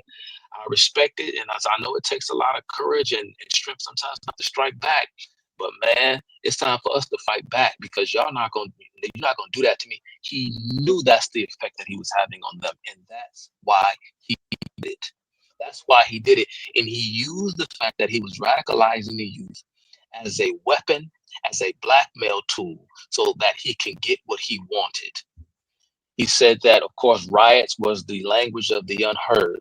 He then went on to remark about the Kerner Commission report, which was a study conducted by the Johnson administration.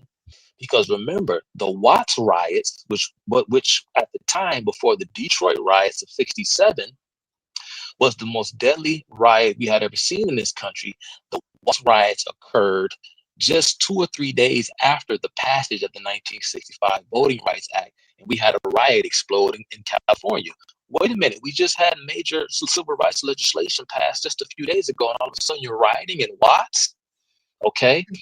So when shortly before King's death in 1967, Lyndon B. Johnson put together a commission to study riots, to figure out why all of a sudden we're having all these explosions and racial tension and riots in the country.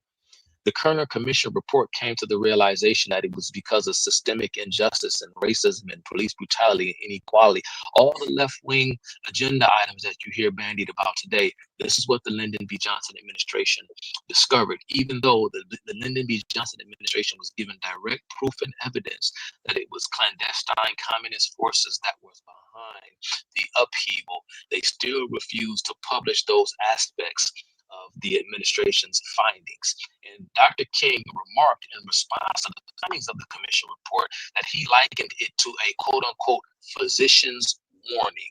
This is what King said, that the riots were a physician's warning. In other words, the country is sick, the people are lashing out because society is unjust.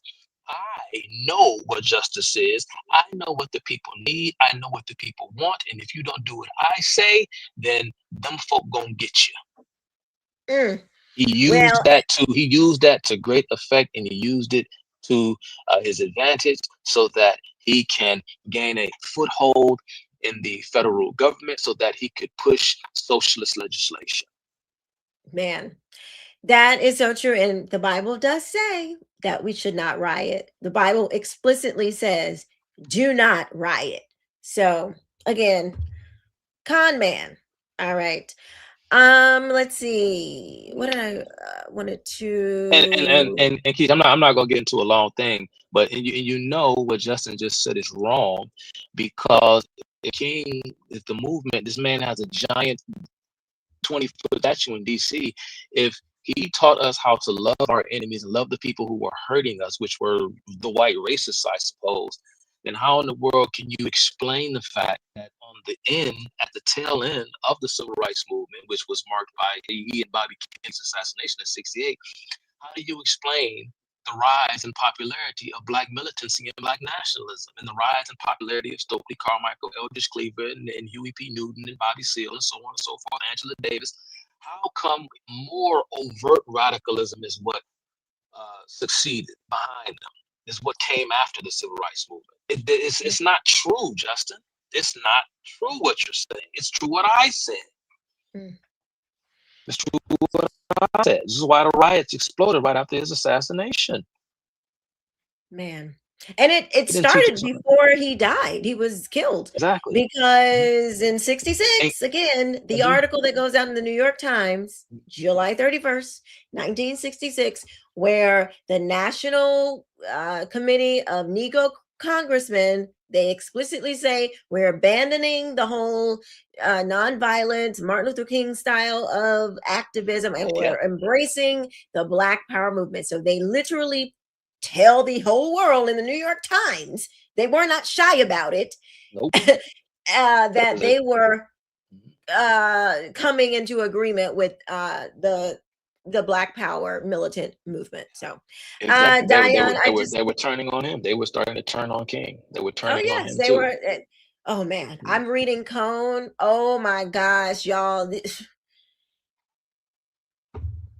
Let me stay focused. Because what you said it's exactly what James Cone wrote. Anyway, we'll talk about that tomorrow. Diane, thank you for the $10 super chat. Good to see you. I want to encourage Christians on here to study the Scottish covenants, the original MAGA, and Puritans like Samuel Rutherford. Great show, Mrs. Benton. Hope to hear from you soon, Chuck. Thank you so much, Diane. I've never heard of those things, but you know, we are definitely researchers over here. We'll check it out. All right, here we go. Golly, time flew by. That's not fair. Okay. Should be the number one factor in that. So those are some of the things that I look at in that regard when I'm talking about systems that need to be changed.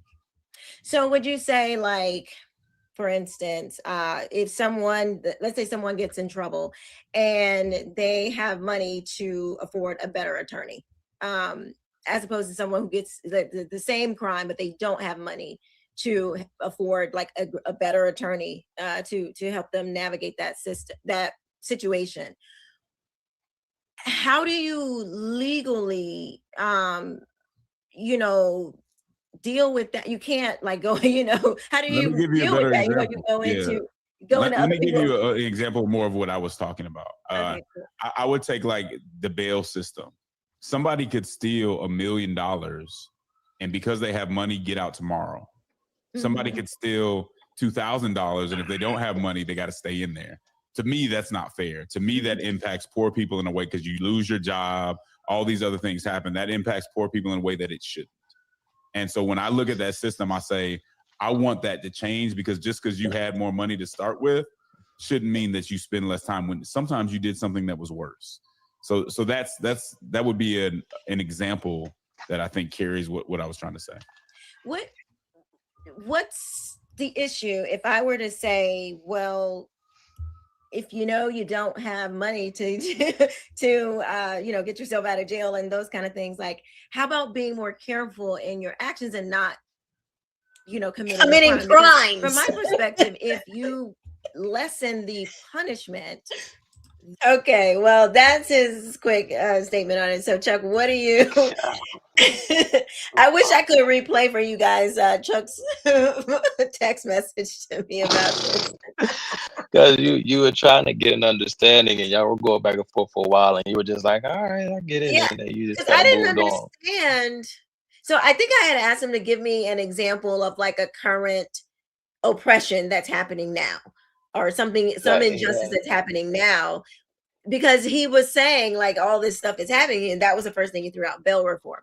And I'm like, I don't know much about bail No. reform, so you know, I didn't really know how to respond to that. But go ahead, Chuck. What do you got? Yeah, right. It's just another. It's another left wing ideal sort of situation where, like you said, you asked him, and I don't think you played that here, but you asked him when you all first began to broach this topic, and you made a great point that we live in a free society, and in a free society, not everyone's going to be equal, and some people are going to have things that others do not, and one of those things includes money. And there is a difference in skills. There's a difference in skill sets between industries, within industries, right? You have certain individuals that are more talented than others, right? Because there are skill gradients within professions and vocations and occupations. And so you asked him, you said, well, what say you when it comes to a person who has more money and can afford to hire a more skillful lawyer? Don't they have a legal advantage in a courtroom if their lawyer is more competent? Which is a great question, and it is a question that cannot be answered unless you're going to try to find a way to socialize human capital. You're going to find a way to socialize skills and skill development. And artists do have a way of doing this because they have a keen way of breeding apathy and immorality within a society to the point where people do not go about the business of investing time in order to foster a high degree of skills in any given profession. And we as a collective suffer because no individual, very few individuals amongst us develop the source of knowledge that we need in order to bring certain goods and services to the market that we can utilize in order to increase our own living standards. And so the living standards as a result of everyone begins to go down. Okay, so there is no solution to that. You just have to allow human capital to develop, or you don't. Some lawyers are going to be better than others, and some people are going to make more money than other people. But instead of addressing that issue and saying that that is just a human imperfection that we're going to have to live with, he pivoted and said that, well, I'm not talking about that. I'm talking about money being part of the bail process. And when you ask them, should individuals, well, should there be no bail? He said, well, no, I'm not suggesting that there shouldn't be any bail. I just don't want money to be a factor because I don't want it to be based upon whether, how much money you have, or whether someone is poor, or whether someone is rich. But he isn't in favor of getting rid of bail entirely. But I guess he just wants to manage it in a way that's more equitable, or in a way that's more fair. But if an individual has a larger, I don't want to say a larger share of their asset portfolio consists of liquid cash, even if they have more cash on hand, the person who has more cash to spend, more cash at his disposal, is going to be harmed less by anything that has a price on it, no matter what it is, even if that is bail. Now, he made the point. He said that money shouldn't be a factor. In other words, people who don't, this is what the left says, which is why they promote catch and release. He said that people who have money get out quicker. That's not always true.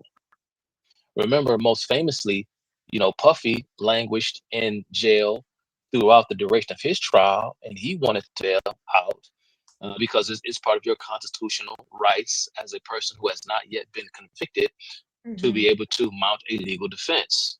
And sometimes, Keisha, having money undermines your ability to post bail, or sometimes bail is denied in instances where a person has more money because they are considered a higher flight risk, because they have the resources to, leave the country undetected. People who are poor, oftentimes, they are allowed to, leave jail under certain conditions because judges realize that they don't have the resources to leave even if they wanted to. And yes, sometimes, of course, it has a lot to do with arrest record. It has a lot to do with your criminal That's record, what and he so on was and so saying we forth. should go by. We should go by your past, your like But here's things, and here's basically the other thing. things, but everything but money. And here's the thing. They do. So if they do that already. Now, either you're going to have money attached to or you're not. A lot of times people get, because I've been through the legal system. I don't call a case before. I don't went through the process. I know how it works. When I called, I know we got to go now. When I called my case, Keisha, they told me, and I didn't even have a job. I was on the street petty hustling. They told me that I made too much money to have a public defender, that I had to retain my own lawyer. I had to come out $1,000, thousands of dollars of my own money to retain my own lawyer, and I didn't even have a job.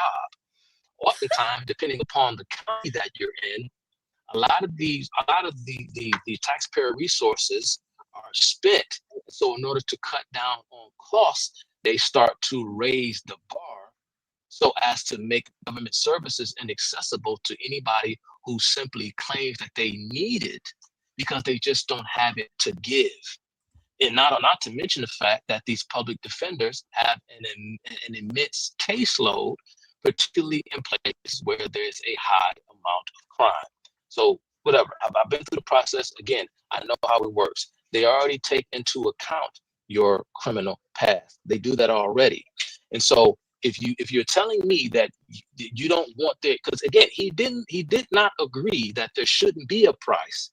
I guess he just said that it shouldn't be a part of it. So does that mean you want everyone released on personal recognizance? That's called a PR bond. For those of you who've never been through the legal process, that simply means that you agree that you will return at a specified date, right? And if you don't, then a bench warrant is issued for your arrest, so on and so forth. Okay.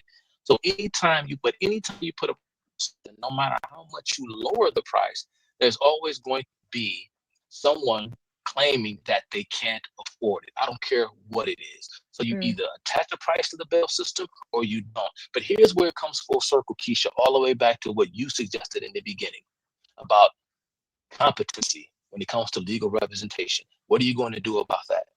Because when you go before a judge, Keisha, guess what happens? You're arraigned and you have what's called a bail hearing. As an attorney, he knows that.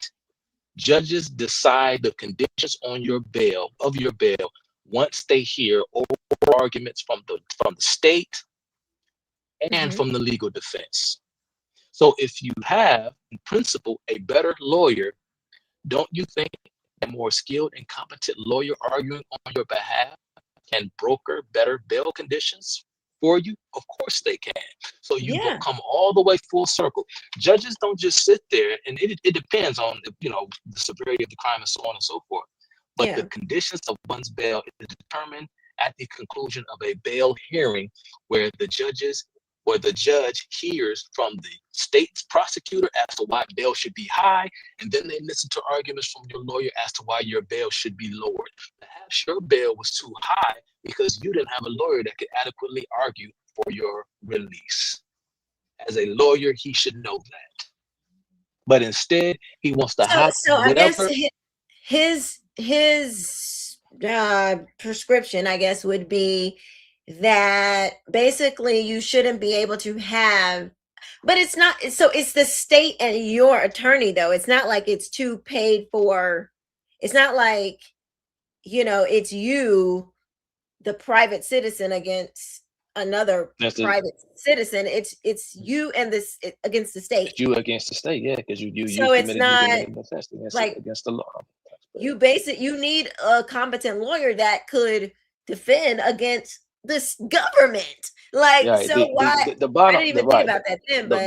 The bottom line is, the legal process is so intricate, and you have so many factors intersecting at one situation that there is no way to uniformly try and fix this problem that doesn't even exist just because a bunch of criminals don't want to remain in jail while they go through the legal process. That's all this amounts to. He knows that. He knows better. But this is why I said that Justin, whether he knows it or not, he is a progressive. And he even complimented Donald Trump for getting involved in this process. Criminal. And I'm saying, so, well, what role does the President of the United States, as Chief Executive and Commander of our armed forces, what role does he have in the criminal proceedings all across the country, state to state, district to district? That is something that warrants a political and legal discussion. But he wants the president to do something about it. Well, when you commit a crime, you don't commit crimes against the federal government. In every instance, you commit crimes against the state. And so the president's power is limited in this respect, but he wants the president to get involved because he, like members of the civil rights movement, wanted to solve problems at the point of the federal government so that they could change societies wholesale and faster, which is the progressive agenda, because progressivism, and said another way, progressivism is a form of social Darwinism. And these are the words of Woodrow Wilson. I had a speech from Woodrow Wilson. Keyed up called "What is Progress?" And I was going to read to it to give people an understanding of what progressivism actually is, but we're out of time, and maybe I'll cover Woodrow Wilson's speech next time. But, yes. Yeah. Bail reform. This another issue. It's not an issue. I was actually very surprised that that's where the conversation ended up going, because we're talking about like oppression and this, and we're like, he's like, I'm gonna give me an example. He's like, bail reform. I'm like, I wanted to say bail reform, but okay. What that does is it just changes the process and the procedure. Which will end up not making things more equitable, equal, and fair for people charged with crimes. The only thing it's going to do is put more criminals out on the street. That's the only thing it's going to do, and that's why leftists support it. They want to put more criminals back on the street because they identify with the criminals, the oppressed and the downtrodden, and blah, blah, blah, blah, blah. We've heard it all before. All it does is put more criminals out on the street. I want to read some comments. Love Christ says, we can stop with all the theory and go to data. Blacks get worse sentences than whites for the same crime. This is a congressional study. The first thing I will say, and then I'll let Chuck address it. When you lump, statistics are very tricky, Love Christ. When you read something like that, you got to understand categories. So you can't just say blacks get worse sentences than whites, because you have to measure apples and apples. So are we talking first degree? You can't even just say murder, because in different states, that means it's not just murder. It could be first degree, second degree, third degree, and so or some places even they don't even use those types of categories. So you got to be careful when you're looking at statistics to make sure you're comparing apples to apples. You got to look at what was the background, because that is something that statistics cannot tell you. And they many times in these types of studies, they don't include what was the background of both of the criminals that you're comparing. Background meaning, have they ever been in trouble before? Make sure it's the same level crime. And it needs to be really in the same state, because there could be different laws for different same types of crimes, so to speak, but in one state the punishment is different, in another state it's not. They don't give you all that information typically in these studies. They give you these blanket studies to fit a narrative. That's what I got to say on that. Chuck, do you have anything on that? Yeah, like I said earlier in the conversation, what these people do, because they're lazy, they don't think, they never did a scientific study of their own, don't know how scientific studies are conducted or how to analyze and interpret them.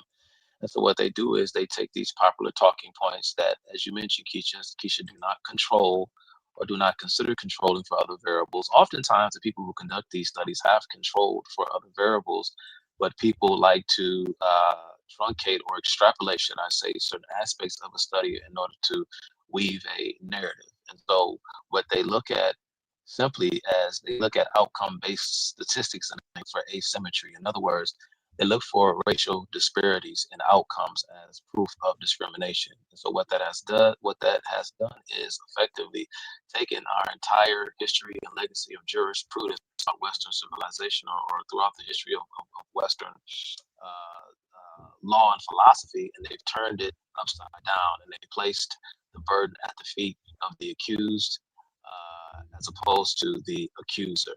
You're looking at statistical disparities. But what she is not taught, what she didn't mention, is the fact that, like you said, you have to, one of the key factors that people don't look at who say the types of things that person in the comment section says is that Blacks on average have much longer arrest records. So when you are sentenced for a crime, not only is your prior convictions read into the record, as they say. Like I said, bro, people in the comment section calling me names. Somebody in the comment section called me a nerd, bro. If you ever saw me in real life, I'll show you a nerd. I ain't nobody's nerd. Been through the process. I know exactly what goes on. I've been through it. Nerds are good. Nerds are good. So, I'd rather my daughter be with a nerd than some hood booger. Okay. Oh yeah, I'm just saying. Speaking from knowledge and speaking from wisdom.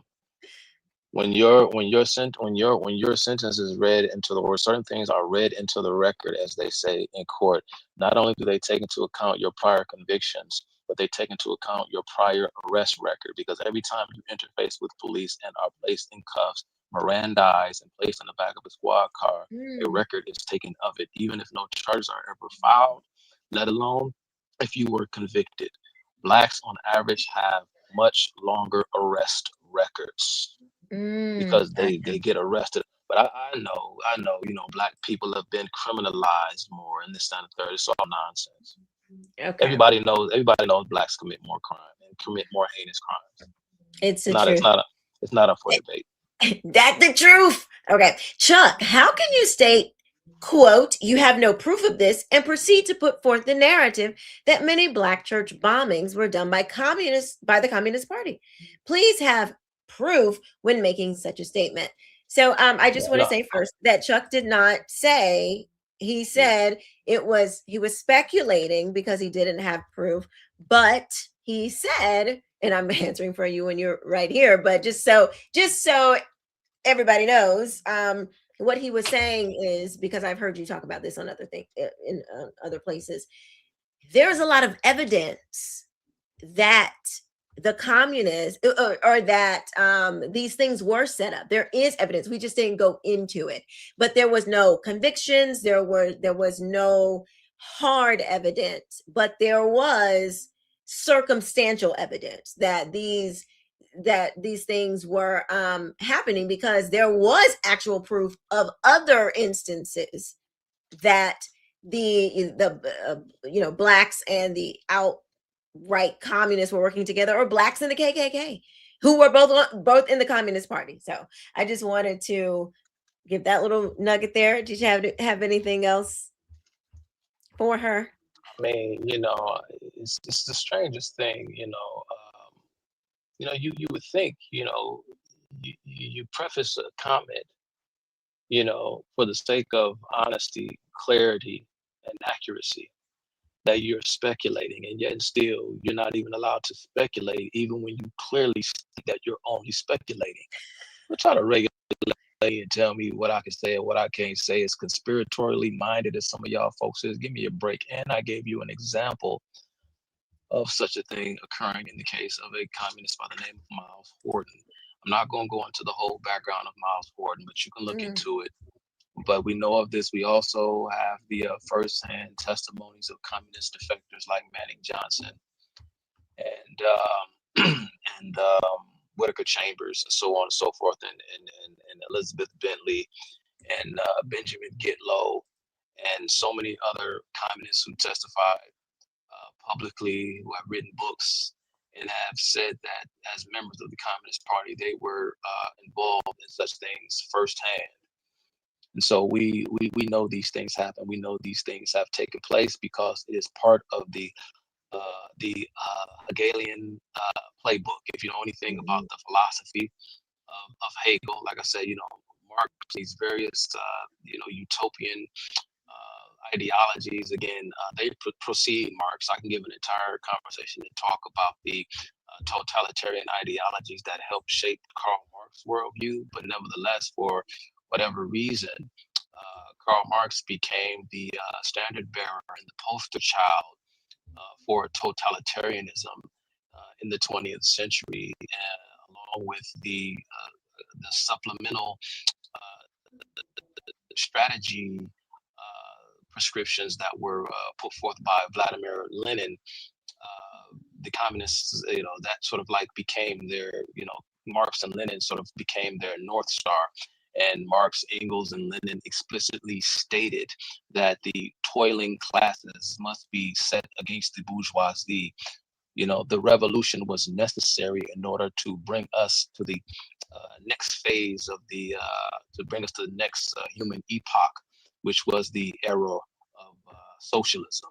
And so, therefore, tension between the warring classes had to be exacerbated. Tension must be deliberately caused in order to spark a revolution that will bring us toward the end of history. And so this is why I speculate for the genius that made that comment, is because they put their playbook out in the open for you to go and read. If you ever bothered to study anything, maybe you would know. But Lenin and Marx made this clear, that the different sides have to be made to war and to conflict, even if they don't know. And again, Keisha, it's so interesting because again, America was such a unique a place that you didn't have the kind of friction and tension between various quote unquote social classes. And so they had to find a way to create tension in order to bring forth the revolution in the United States, because for whatever reason, Americans just weren't buying it. And so this is why I say I believe that the communists were doing some of these things to themselves. Mm-hmm. Like I said, Dr. King did it to himself out in the open. He knew he was going to get beat and abused. That's why he did it. Mm-hmm. Yo, we're not I feel bad for the people in the comments who think like, Chuck is just making stuff up and he's just saying these things because he hates himself and he just loves white people. He loves Trump. And this stuff is well documented. That you think that the communists and the Marxists, they didn't leave a trail of their own thoughts behind. They have. They wrote this stuff down. They documented it. If you go look, there's a plethora of information. Chad O'Jackson, which Chuck has been a part of his documentary, the MLK Project, he literally reads from their own books. He shows you the footage, the original footage. He's done incredible work showing you the actual documents, the actual footage of a lot of these things, and reading from their own papers, their own essays, and their own books. This stuff is, we're not just like, you know what, I think I just want to, call people communists today. No. We looked around, we're like, something's wrong. We looked out at life, we saw something is wrong. And instead of just listening to the common narrative, we started digging around and we found answers. That's kind of how it goes when you actually start to research things. But y'all don't know anything about that. Like, it's like some of this stuff, like, it's just like some of you, this conversation is just way over your head, and we can tell by the comments. Okay. All right. Yeah. But I do want to say thank you to Megan, who's back. Megan, you here? You're listening to us while you're on the nice beaches of Hawaii. Thanks, girl. It must be Katie, nice. thank you. Love Christ, thank you. Thanks for being here, even though you disagree. I appreciate it. Pamela Callahan, appreciate you being here. Friend, Black Guy 9, Paul, DT, Karen, I love you guys so much. Let's see. Yes, please consider becoming a member of the channel. Keisha, how many racial hoaxes have we seen over the last 10 years alone? It's like, if America is just so racist, where they at though? Like, why do they have to go and make up racism? They have to go and make it up. Black people are going around. Oh, forget the SPLC caught red-handed making up race hoaxes. That should make you mad. All of you who are in the comments talking about just America's so racist, and look at you didn't get mad when people played you to the left. Well, no pun intended. You didn't get mad when they were literally making up race hoaxes. Did you go to their comments and give them the same smoke? You probably didn't. You probably didn't even know about it because your nose is so up with CNN. I'm just gonna leave it. And like I said, Keisha, they've been doing this for decades. Organizations like the SPLC, the ACLU, they've been communist fronts, especially the ACLU, started by two communist sympathizers named Harry Ward and Roger Baldwin. But, again, these people who are in the comments, they don't even know who Harry Ward and Roger Baldwin are. This is what the ACLU and the SPLC have been doing for decades. And like you just said, Keisha, they just got busted red-handed doing it, concocting these racial events in order to empower themselves and to spur the government action that would lead to more undermining of our liberties in the name of fairness and equality and stamping. You're breaking up justice. Real bad, Chuck, and you're bad. Like, yeah. We're gonna go ahead and end this before I get in trouble, because it's almost time goes by so fast. Thank you guys so much for watching. We will be back on. Yes, thanks, Chuck. Part 2, let's do it. I want to more. There's more in this interview I want to talk about, Keisha. Yes, I do too. Let's look at maybe. I'll get back to you. I'll get back to you on that. All right, Chuck. Thank you. All right. Listen, you guys, we'll be back Wednesday, 8 p.m. Eastern Standard Time. You guys, please tune in, go back and like this video, hype this video, hype me up. And if you haven't hyped other videos, please go and hype those too.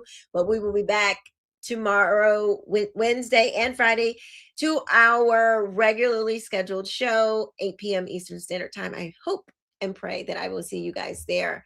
Be blessed. I will see you later. Thanks for watching. Bye-bye.